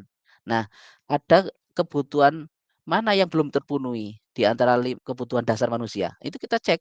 Nah, kalau sudah ketemu, oh ternyata ingin dihargai atau ingin kepuasan. Nah, itu sudah kita tembak aja di situ. Oh, atau dia ingin kasih sayang. Oh, berarti kita berikan kasih sayang. Sudah selesai. Nah, kita akan melihat anak-anak itu melakukan kesalahan itu di antara 5 kebutuhan dasar itu mana yang paling ya yang ingin dipenuhi kebutuhannya gitu. Restitusi diri adalah cara yang paling baik. Ya, maksudnya gini, pendekatan yang menekankan pentingnya tanggung jawab secara pribadi ya dan mempunyai peran aktif untuk proses pemulihan. Ini adalah bisa mendukung atau menumbuhkan karakter. Makanya ini yang dianggap yang restitusi adalah restitusi diri ini yang paling baik. Fokusnya pada karakter dan bukan pada tindakan. Karena apa? Merubah karakter seseorang itu susah gampang Pak Ibu ya. Menunjukkan bahwa tujuan utama adalah mengembangkan atau meningkatkan karakter ke arah yang lebih baik ya. Bukan sekedar mengatasi konflik berupa tindakan atau enggak, tapi lebih ke karakternya yang bisa jangka panjang sehingga nanti tidak akan kembali lagi mengulangi hal yang sama di situ. Restitusi fokus pada solusi, ya daripada terjebak pada masalah, kesalahan, energi kita akan fokus ke situ, mengurangi masalah atau membahas masalah, tetapi fokus pada solusinya seperti apa gitu. Fokus pada pencarian solusi untuk yang konstruktif untuk berikutnya. Terakhir adalah restitusi yang ke-9, cirinya bisa mengembalikan murid yang berbuat salah pada kelompoknya. Ya, anak-anak kalau sudah berbuat salah itu mesti enggan atau malu atau apa gitu ya kalau sudah keluar dari kliknya, chemistry-nya sudah keluar. Tapi ini kita bisa tunjukkan pentingnya reintegrasi sosial. Kembalikan ke sosialnya, pemahaman individu tetap bagian dari kelompok atau komunitasnya. Gitu Bapak Ibu, ini ciri-cirinya. 10 menit Terus, lagi ya Pak Eko. oh siap, ini cepat ya. Ya cepatkan aja ini. Kenapa sih kok tidak ada aturan Pak Ibu? Kok harus keyakinan kelas? Nah, ini Bapak Ibu ini adalah pertanyaan yang Bapak Ibu pikirkan. Mengapa sih kita memiliki peraturan harus menggunakan helm bila mengendari kendaraan roda 2? Nah, kalau takut peraturan ya itu tadi eksternal-eksternal semua motivasinya. Tapi karena kalau itu memang nilai yang saya anggap tinggi bisa menjaga kesehatan keselamatan saya, itu yang lebih bagus. Nah, itu Bapak Ibu. Keyakinan lebih tinggi ketimbang peraturan Pak Polisi. Itulah. Makanya di kelas mulai tidak ada tata tertib sekolah sudah ditinggalkan Pak Ibu. Yang ada apa? Kesepakatan kelas. Gitu ya nanti ya. Sama seperti ini. Mulai dari peraturan kelas ini yang hal yang paling kecil di kelas, ini yang menjadi core-nya intinya, kemudian dibentuk keyakinan kelas. Jadi lebih luas di kelasnya itu disepakati bersama antara guru murid ditulis Bapak Ibu. Nanti saya tunjukkan contoh-contohnya. Kemudian kalau sudah akan berpengaruh pada lingkungan yang positif dari satu sekolah. Satu sekolah akan menjadi budaya positif. Begitu. Misalkan aktif di kelas, ini datang tepat waktu, semuanya taat datang tepat waktu. Maka di situ akan tercipta lingkungan yang positif, tercipta budaya yang positif. Semua menjaga kebersihan sekolah. Ini anak-anak membuat kesepakatan kelas. Ayo anak-anak di kelas 7A kita membuat kesepakatan kelas harus menjaga kebersihan kelas. Setuju apa tidak? Setuju semua. Nah, kalau situ sudah terbentuk kebersihan kelas, maka secara tidak langsung kesepakatan kelas, lingkungan positifnya masuk, budaya positifnya juga masuk di situ. Ini contoh-contoh kesepakatan kelas ya, yang disepakati anak-anak tidak usah muluk-muluk, tidak boleh membawa jajan ke kelas, nah, tidak boleh apa itu anak-anak yang merumuskan sendiri. Kami peduli dengan teman, kami murid yang semangat dan seterusnya. Ini perbedaannya peraturan dan keyakinan kelas. Kalau peraturan itu selalu dikembalikan bukunya ke tempatnya. Ini contohnya Pak Ibu. Kalau keyakinan kelas, tanggung jawab seorang murid ya mengembalikan buku. Tanggung jawab murid TK mengembalikan mainan ke rak mainan supaya bisa digunakan anak teman TK yang lainnya. Di peraturan kelas dilarang mengganggu orang lain. Nah, keyakinan kelas diganti begini Pak Ibu. Menghormati orang lain. Nah, kata-katanya diubah. Ini lebih positif. Harus hadir sekitar sekolah 15 menit sebelum pembelajaran dimulai. Diubah saja. Kalau di keyakinan kelas berarti ada bagaimana menghormati orang lain, mempunyai komitmen dan seterusnya. Itu Bapak Ibu, ini contoh-contoh keyakinan kelas. Bedanya dengan peraturan kelas. Ini kita bedakan antara konsekuensi dan hukuman Bapak Ibu ya. Kalau mencatat 100 kali saya tidak akan terlambat, itu hukuman Bapak Ibu. Lari keliling lapangan basket 2 kali, itu hukuman. Murid minta push up 15 kali, itu hukuman. Karena tapi kalau konsekuensi menggantikan kertas tugas teman yang dicoret-coret. Nah, itu berarti konsekuensi karena dia sudah mencoret-coret. Nah, dia tanggung jawab. Nah, ada konsekuensinya di situ. Membersihkan tumpahan air di meja tulis karena tersenggol. Nah, ini tidak sengaja kesenggol, tumpah. Nah, dia harus punya tanggung jawab. Itu adalah konsekuensi, bukan hukuman. Nah, lari keliling lapangan 2 kali karena terlambat 10 menit untuk pelajaran PJOK. Karena sudah ada kesepakatan kelas, PJOK lari itu mendukung pelajaran PJOK-nya, berarti itu konsekuensi, bukan hukuman. Nanti Bapak Ibu bisa membedakan mana yang hukuman, mana yang konsekuensi. Ini perbedaannya di sini, Bapak Ibu. Kalau hukuman itu ya sesuatu yang menyakitkan, Bapak Ibu ya. Sesuatu yang membuat anak sakit secara fisik, membenci ya, benci kedisiplinan, ada paksaan, ada dorongan, menyakiti diri sendiri, ada konsep dirinya yang buruk dan seterusnya. Tapi kalau konsekuensi, sesuatu yang harus terjadi. Itu membuat anak yang merasa tidak nyaman dalam waktu jangka pendek saja, tetapi jangka panjangnya akan tertanam karakternya menjaga kebersihan, menjaga keselamatan itu sampai nanti dewasa, sampai tua. Anak menghargai disiplin. Nah, kalau konsekuensi ada stimulus tanggapan, ada mendorong anak menyesuaikan diri dan seterusnya. Bawa sendiri Pak Ibu ya. Ini kalau di teorinya Glasser ada identitas gagal dan identitas sukses. Masih ingat Pak Ibu ya? Kalau dulu membuat peta konsepnya tentang realita gitu ya, ada identitas gagal, identitas hukuman, identitas sukses. Kalau identitas gagal itu hukuman, sesuatu yang menyakitkan seperti tadi ya. Peraturannya adalah kamu harus injunction terus. Perilaku agresif seperti ini meningkatkan apa gitu ya. Tapi kalau identitas sukses itu berupa disiplin yang adanya adalah konsekuensi dan restitusi. Kalau konsekuensi itu netral, kalau restitusi itu positif. Kalau hukuman negatif Bapak Ibu, dibedakan di sini ya. Jadi ada identitas gagal itu ranah kamarnya adalah negatif. Kalau identitas sukses ada konsekuensi itu yang netral, restitusi yang positif. Nah, kita nanti akan menggunakan yang restitusi ini Bapak Ibu. Bedanya konsekuensi dengan restitusi. Konsekuensi sesuatu yang harus terjadi, tapi kalau restitusi adalah restitusi merupakan pilihan. Nah, nanti bisa memilih pilihan-pilihannya itu kita arahkan anak itu. Tidak nyaman untuk murid atau anak untuk jangka waktu pendek iya, tapi kalau restitusi menguatkan murid untuk jangka panjang. Nah, tapi kalau konsekuensi korban bisa diabaikan. Kalau di sini korban mendapatkan ganti kalau di restitusi. Kalau di konsekuensi, murid akan dibuat tidak nyaman. Tapi di sini kalau di restitusi, murid akan mendapatkan penguatan. Konsekuensi, penguatan hanya bertahan dalam waktu jangka pendek. Tapi kalau restitusi, masalahnya bisa terpecahkan. Dan seterusnya, bahasa sendiri Pak Ibu ya. Ini kita belajar tentang kebutuhan dasar manusia. Bahwa manusia itu ada kebutuhan-kebutuhannya loh. Ada kesenangan, ada anak-anak yang seneng ngotak-ngatik ini ya mobil sepeda motornya diprotoli itu kesenangannya di situ passionnya. Bapak ibu atau suaminya bapak ibu seneng pelihara burung itu passionnya disenang gitu. Yang kedua ada kebebasan, ingin dihargai kebebasannya, ada penguasaan, ada kasih sayang, ada bertahan hidup. Ini kebutuhan dasar manusia Bapak Ibu. Sebelum sudah diubah menjadi 9 kebutuhan dasar. Nah, ini cepat saja ya. Contoh kasus ini Bapak Ibu. Pak Zulfikar adalah kepala sekolah yang baru ditugaskan di SMP bla bla bla bla. Sejak kedatangan itu, Pak Zulfikar mencoba untuk menyesuaikan diri dengan lingkungan tersebut, lingkungan baru. Sebagian besar guru menerima Pak Zulfikar, namun ada beberapa guru yang selalu bereaksi negatif atas kebijakan beliau dan secara frontal mengemukakan di dalam rapat secara mingguan. Siapa itu? Pak Malik. Nah, dalam rapat mingguan Pak Malik itu seringkali mempertanyakan kebijakan-kebijakan Pak Zulfikar tanpa argumen yang kuat. Rekan-rekan sesama guru heran dengan perilaku Pak Malik ini karena sebelumnya ia dikenal sebagai seorang guru yang selalu mengikuti kebijakan kepala sekolah bahkan selama cenderung diam di rapat guru. Lah Pak Hanafi ini sahabatnya ini mendekatinya dan menanyakan kenapa Pak Malik kok seperti itu. Ada kemungkinan seperti ini Bapak Ibu untuk memenuhi kebutuhan dasar ya.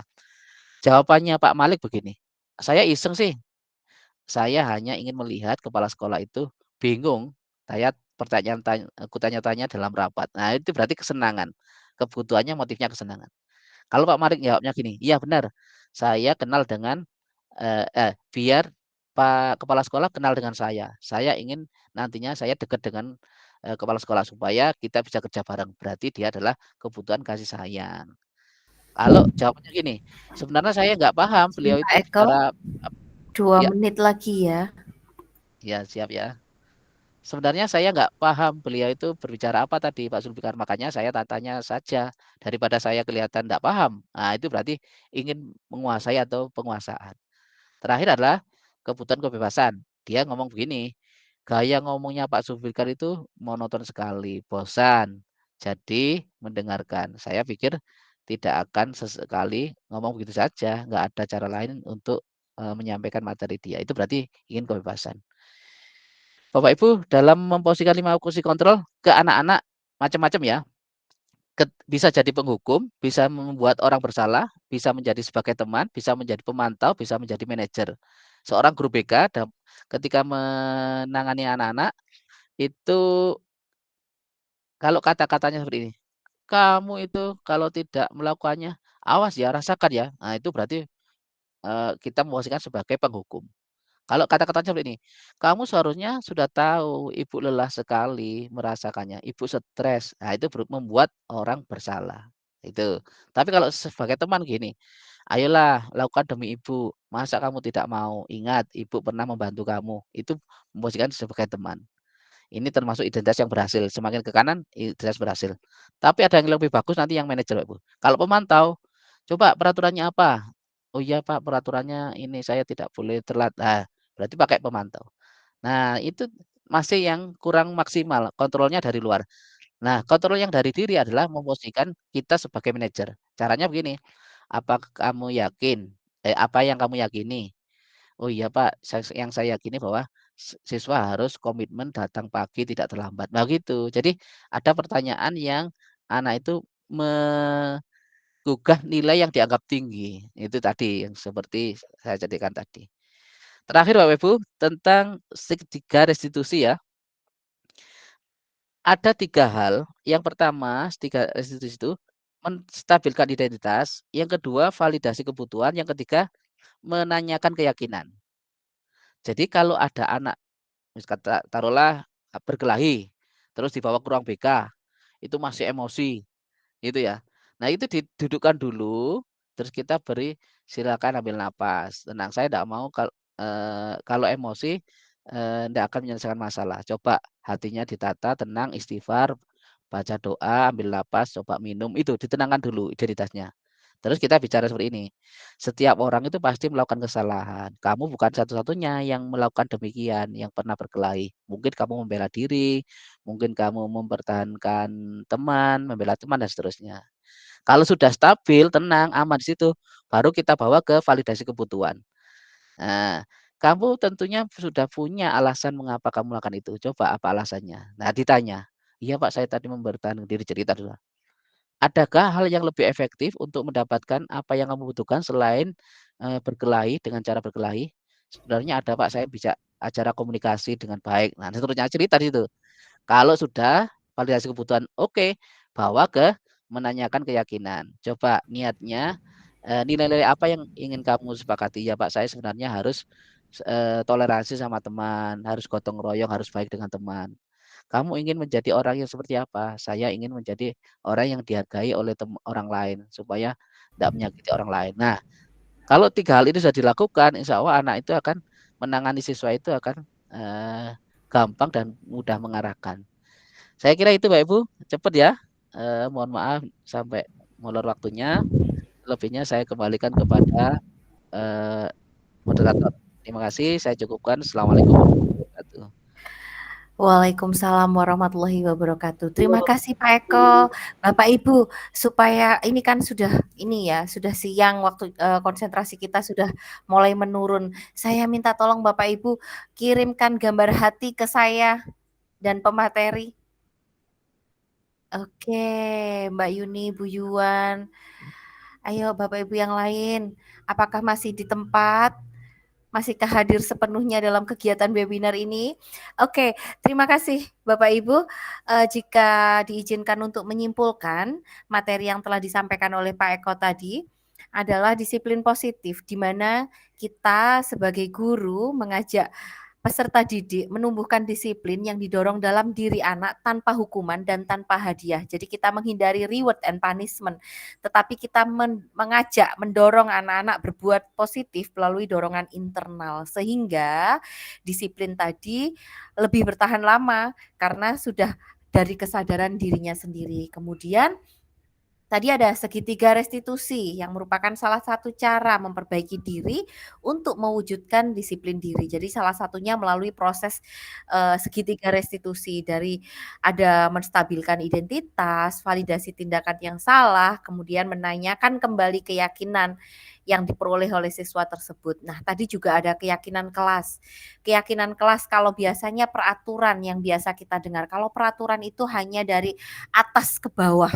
Tetapi ketika kita menyusun keyakinan kelas, keyakinan itu disusun bersama-sama sesuai dengan harapan dan mimpi, tujuan dari sebuah kegiatan, bagaimana kegiatan atau misalkan di kelas itu bisa nyaman, kemudian pembelajaran bisa berjalan dengan baik, bagaimana caranya, itu anak-anak diajak untuk membuat kesepakatan. Dari kesepakatan kita ubah menjadi kalimat yang positif agar menjadi keyakinan, dan nantinya ini akan menjadi langkah untuk mewujudkan disiplin positif. Begitu ya Pak Eko? Oke Bapak Ibu, kita menuju sesi yang terakhir, yaitu sesi tanya jawab. Kita berikan waktu 10 menit ya Bapak Ibu untuk proses tanya jawab. Kita mulai di cermin yang pertama, 2 pertanyaan dulu. Boleh disebutkan nama, asal sekolah, kemudian pertanyaannya ditujukan kepada siapa, kemudian nanti akan kami proses. Ya apa Bang bagi oleh narasumber. Tarik wedok salat, tarik lanang. Oke. Monggo saya buka pada cermin yang pertama ada 2 penanya pada cermin yang pertama. Di sini sudah ada Bu Ika Zain, benar ya? Iya, Bu. Oke, monggo Ibu silahkan menyebutkan nama dan asal sekolahnya. Assalamualaikum warahmatullahi wabarakatuh. Waalaikumsalam. Saya Ika Purnamasari dari SMP Islam Terpadu Darul Quran. Mohon izin untuk pertanyaan kepada Bapak Eko, nggih. Nggih, monggo Ibu dilanjut. Nggih, sejauh ini saya sudah mencoba mempraktekkan untuk membuat kesepakatan kelas, Pak. Nah, ini mungkin case saja. Jadi memang kebetulan di tempat saya itu banyak mampir istilahnya nggih, siswa pindahan.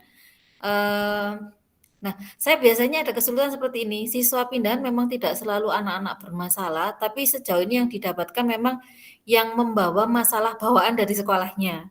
Nah, ketika di kelas kami ini sudah ada kesepakatan, suatu misal, kan kalau masuk kelas memang harus dilepas sepatunya, tapi kaos kaki harus dipasang, harus tetap dipakai. Nah, ini salah satu contoh saja. Nah, siswa yang biasanya yang baru itu mewarnai dengan bagaimana teman-temannya itu masuk malah tidak pakai kaos kaki gitu. Ini pripun, apakah saya harus membuat kesepakatan kelas yang baru? Karena memang relatif tinggi Pak masuknya siswa baru, dan itu nuwun sewu sejauh ini memang sangat mengganggu yang sudah terbentuk. Nyuwun tipsnya dari Bapak. Matur nuwun. Assalamualaikum warahmatullahi wabarakatuh. Waalaikumsalam warahmatullahi wabarakatuh. Terima kasih Bu Ika. Pak Eko, sudah bisa dipahami pertanyaan dari Bu Ika? Oke. Satu lagi Bapak Ibu, ayo bertanya daripada kita sesat di jalan. Oke, mungkin materi dari Bu Fifty atau mungkin dari Pak Eko yang lebih materi yang kedua tadi tentang disiplin positif. Monggo Bapak Ibu. Atau kita langsung menjawab aja nih Pak Eko, pertanyaan dari Bu Ika dulu, sambil menunggu penanya berikutnya. Bagaimana Pak Eko, sudah siap? Oke, Bu Ika, Iya, boleh kita monggo. tanya dulu ya Bu ya. Jadi tidak serta-merta setiap soal harus dijawab benar gitu ya. Coba kita explore dulu. Bu Ika ngajar kelas berapa? Kelas SMP kelas 7, 8, 9. Siswa pindahnya dari mana Ibu? Biasanya dari sekolah swasta juga, Pak. Alasan pindah ke sekolahnya dengan apa Bu? Karena bermasalah atau pindah rumah ngikuti orang tua atau apa? Yang ini yang terbaru ini karena ada masalah di sekolahnya, Mm-mm. tapi menyatakan masih bersedia untuk sekolah asalkan tidak di sekolah yang lama gitu, Pak. Iya. Saya menangkap tadi Ibu menyampaikan bahwa ada siswa baru itu apa, membawa pengaruh buruk kepada siswa yang sudah positif atau sudah tertib di kelas gitu ya. Nggih. Itu oke, di antara contohnya tadi yang saya terima adalah ketika anak itu menyontohi untuk tidak memakai kaos kaki atau gimana? Nggih, iya, Pak. Heeh, itu ya. Apa pertanyaannya apakah saya membuat kesepakatan baru atau tidak gitu ya? Iya. Tentang kelas. Oke. Ini sebenarnya juga nanti dialami oleh Bapak Ibu guru yang lain ya di kelas atau di sekolah-sekolah yang lain. Ketika ada eh, orang baru itu membawa pengaruh buruk ke teman-teman yang lain, apakah perlu dibuat kesepakatan ulang? Sebenarnya ketika dia masuk ke sekolah kita itu kan harus mengikuti kesepakatan bersama yang sudah dibuat. Mungkin yang pertama kita tanyakan dulu ke anaknya apakah sudah paham bahwa kesepakatan kelas 7A itu adalah bla bla bla bla bla ini. Nah, itu perlu diinformasikan ke siswa yang baru itu. Mungkin dia the lack of information karena kurang tahunya informasi sehingga dia berlaku demikian itu di sekolah awalnya dulu tidak diberlakukan seperti itu sehingga dia aman-aman saja begitu. Sehingga anak-anak yang di kelas yang sudah aman itu ke bawah karena ada yang lebih nyaman tidak pakai kaos kaki misalkan seperti itu. Yang kedua, boleh membuat anak tadi ya dibuat segitiga restitusi. Jadi distabilkan tadi ya, stabilkan suasana identitasnya bahwa kamu sudah tahu bahwa peraturannya di sini seperti apa. Peraturan kelas ya atau kesepakatan kelasnya. Setiap orang mempunyai kesalahan bahwa mengajak orang lain untuk berbuat salah. Kamu bukan satu-satunya yang berbuat salah seperti ini. Ada dulu juga misalkan anak pindahan juga ngajak yang kurang baik. Di antaranya adalah mengajak tidak menggunakan kaos kaki atau mengajak mengeluarkan bajunya di luar celana. Nah, baru itu kita validasi kebutuhannya. Coba kamu tentunya punya alasan kenapa kok mengajak anak itu teman-temanmu untuk tidak kaos kaki. Dia akan mencerita, dieksplor di situ. Adakah cara lain selain main-main atau iseng-iseng untuk selain untuk tidak mengajak tidak memakai kaos kaki? Dia akan cerita di situ. Terus baru dibawa ke menanyakan keyakinan. Coba kalau mau menggunakan kaos kaki itu nilai-nilai yang positif apa? Dia cerita situ. Terus kamu ingin menjadi seorang seperti apa sih ketika sudah rapi menggunakan kaos kaki lengkap, aman? Nah, dia akan cerita, oh ya, saya tidak dimarahi guru, saya akan terlihat bersih. Nanti kalau ada barang-barang yang mengganggu, menusuk kaki itu terlindungi dan seterusnya. Itu banyak nilai-nilai yang nanti dianggap tinggi di situ. Nah, kalau sudah, baru dia sadar, itu baru nanti akan sama dengan teman yang lain. Terus yang terakhir ketika setelah anaknya diuprek-uprek tadi ya, dipakai segitiga restitusi, cara yang ketiga adalah kita buat kesepakatan ulang juga boleh. Kita tata lagi. Nggak harus saklek Bapak Ibu, kesepakatan kelas itu. Boleh ditata lagi, disepakati bersama lagi, karena ada teman baru atau 5 mungkin teman yang baru masuk juga boleh. Itu Pak Ibu ya, Bu Ika ya. Jadi boleh saja menyusun lagi. Yang penting endingnya adalah bagaimana seluruh siswa itu karakternya tercipta positif seperti tadi. Nilai-nilai yang dianggap tinggi itu. Bukan ada motivasi eksternal karena takut dimarahi untuk tidak kaos kaki. Bukan karena ingin mendapatkan pujian karena pakai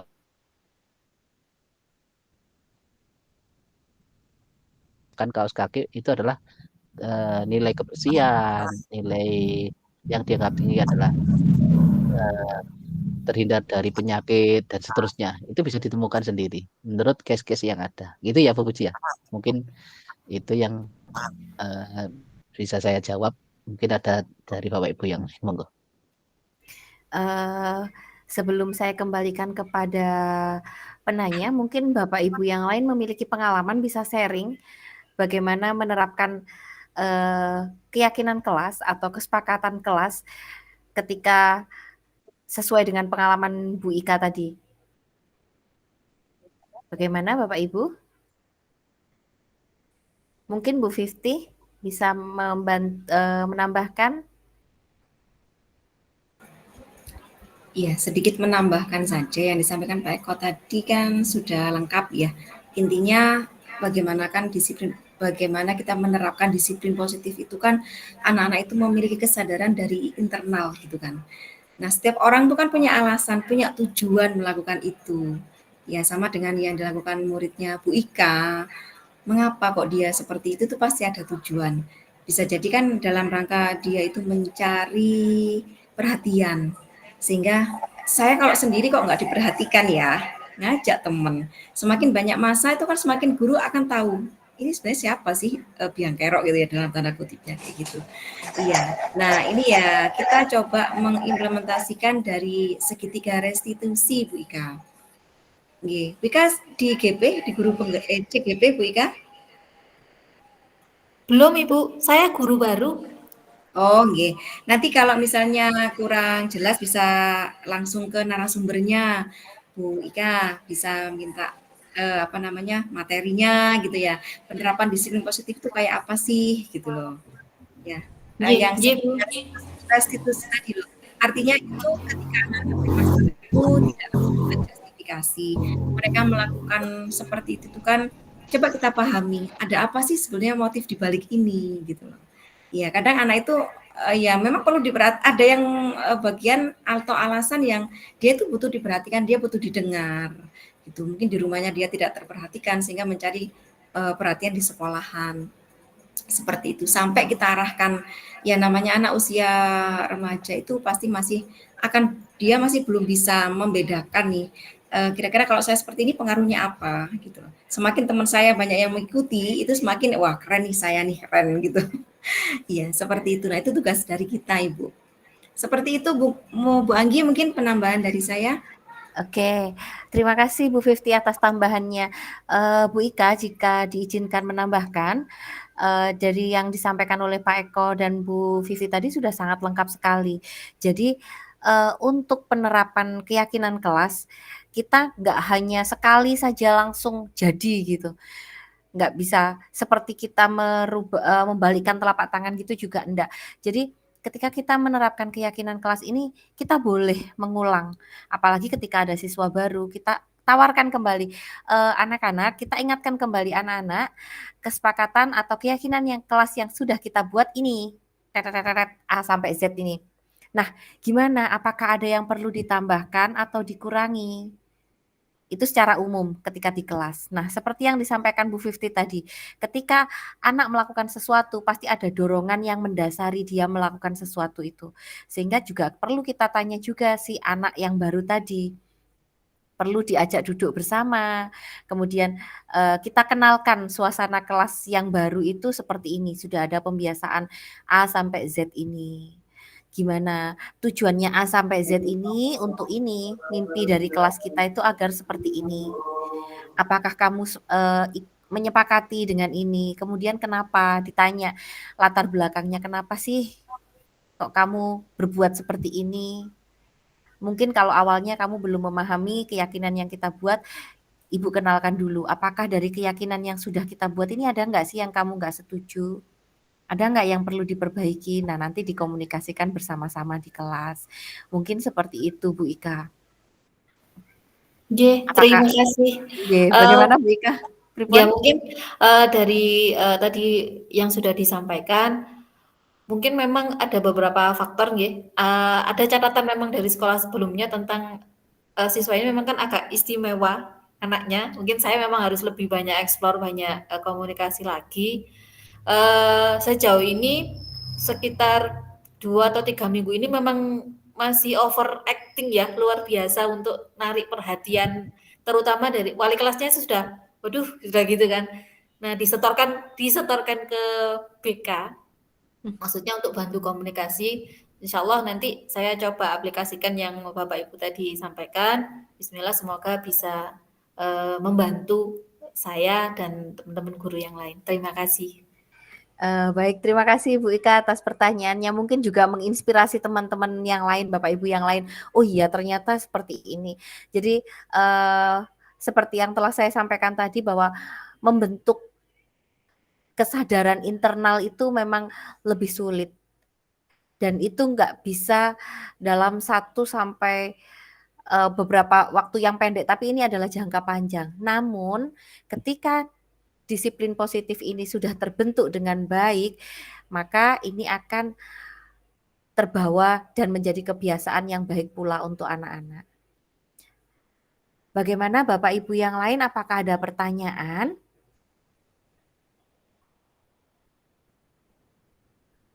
Oke, berarti semuanya sudah sangat jelas. Nah, terima kasih Bapak Ibu.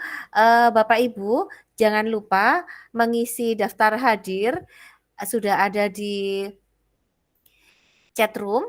Nanti Bapak Ibu bisa mengisi daftar hadir di sana. Kemudian untuk 2 sesi materi yang telah disampaikan Bu Fifty dan Pak Eko telah berakhir, sesi tanya jawab sudah berakhir pula. Saya anggap tidak ada pertanyaan karena tidak ada raise hand. Atau mungkin Bapak Ibu ingin menuliskan pertanyaan di kolom chat.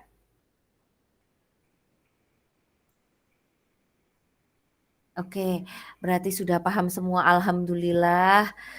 Bapak Ibu sudah memahami materi yang telah disampaikan oleh pemateri tadi. Memang materi yang disampaikan oleh Bu Fifty dan Pak Eko tadi sangat menarik sekali. 2 hal yang sangat berhubungan antara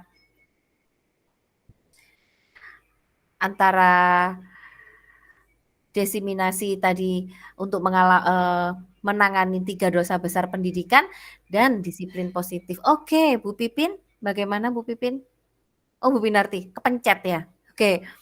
Jadi dari diseminasi tadi penanganan 3 dosa besar kemudian berhubungan dengan disiplin positif. Ini sangat menarik sekali.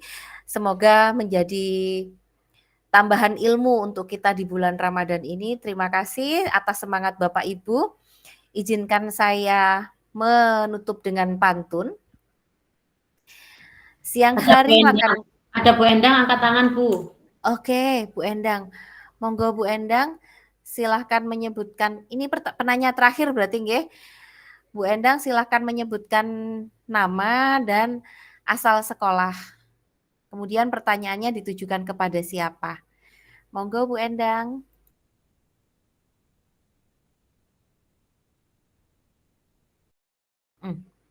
Kok sudah turun tangannya Bu Endang? Tadi kepencet atau bagaimana Bu? Bu Endang masih mute mikrofonnya Bu Endang Ningrum. Oke, sepertinya kepencet Bapak Ibu karena siang-siang ini sudah mulai nggak fokus gitu.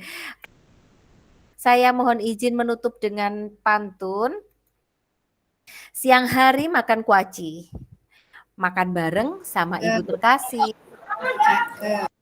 Cukup sekian acara hari ini, saya ucapkan banyak terima kasih. Oke Bapak Ibu, semoga acara webinar ini dapat menambah pengetahuan kita. Untuk saya sebagai moderator mohon maaf apabila dalam kegiatan ini, dalam membawakan sesi ini ada kesalahan, baik tutur kata maupun perbuatan. Sekian dari saya kembalikan lagi kepada Bu Pipin. Wassalamualaikum warahmatullahi wabarakatuh. Waalaikumsalam warahmatullahi wabarakatuh. Terima kasih kepada Ibu Manggi. Terima kasih kepada Bapak Ibu pemateri yang hebat dan Ibu Manggiasih yang luar biasa yang telah memandu kegiatan inti yaitu materi diseminasi pendekar jurus 7 dan penerapan disiplin positif di sekolah. Sebelum saya lanjutkan ke penutup, saya informasikan bahwa link daftar hadir sudah saya share di room chat. Silakan Bapak Ibu peserta mengisi daftar hadir tersebut. Kemudian untuk Ibu Bapak pemateri diberi kesempatan untuk menyampaikan closing statement sebelum kita tutup acara hari ini. Silakan.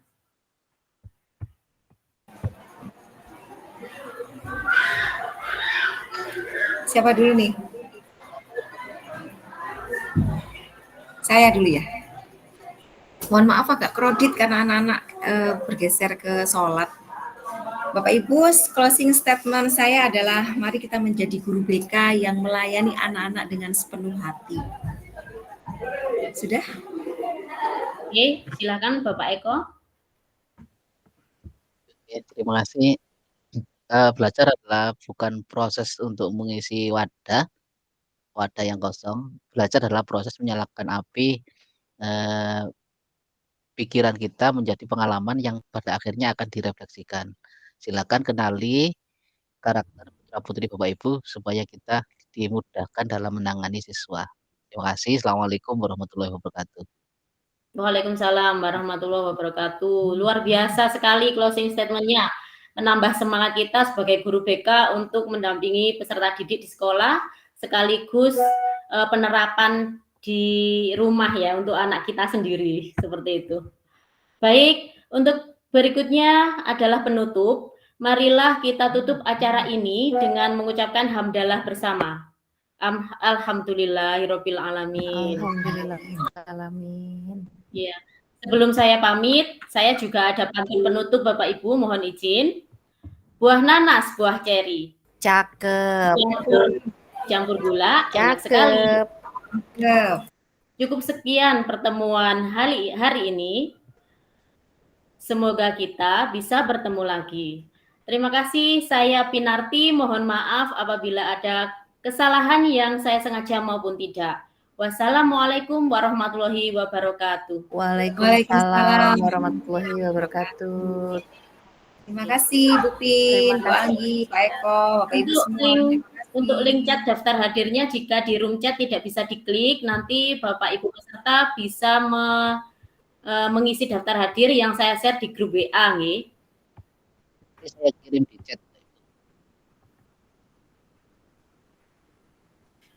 Terima kasih Bapak Ibu atas kehadiran dan semangatnya. Semangat sampai jam 12.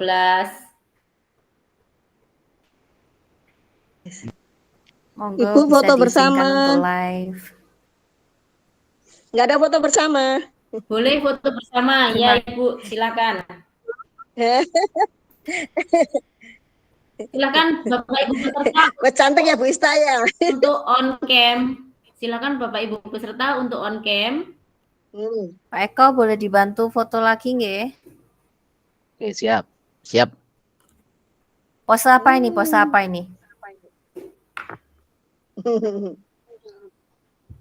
Pose yang pertama adalah Bapak Ibu berkendaraan melihat ibu-ibu atau emak-emak itu sein kanan tapi belok kiri. Coba pikirkan dalam waktu 10 detik, Bapak Ibu berkendaraan, terus di depan itu ada emak-emak mau riting kanan tapi dia belok kiri. Sudah siap Pak Ibu? Pak kok emak-emak? Ini emak-emak loh Pak. 1, 2, 3. Oke. Bu Kolis tok yang senyum kalau lihat sen kanan belok kiri. Karena saya sangat baik hati Bu Anggi, bukan pemarah saya Bu. Pose kedua Pak. Yang kedua. Nggih. Pose yang kedua ketika sudah mendekati imsak, emak-emak belum menyiapkan sahurnya untuk suami atau anaknya. Gimana? Kurang 5 menit belum. Nah, 1, 2, 3. Oke, terima kasih. Yang terakhir. Kolis mek senyum-senyum tak iki apa iki? Yang terakhir, Bapak Ibu menemukan kebahagiaan, ketenangan ketika berbuka atau after. Silakan pose, Bapak Ibu senang, sudah siap semua makanan, sudah bisa melayani putra-putrinya, tinggal menunggu beduk kurang 2 detik. 1, 2, 3. Hore. Oke, terima kasih Bapak Ibu. Terima kasih Pak Eko, luar biasa. Terima kasih Bapak Ibu, semangat. Mohon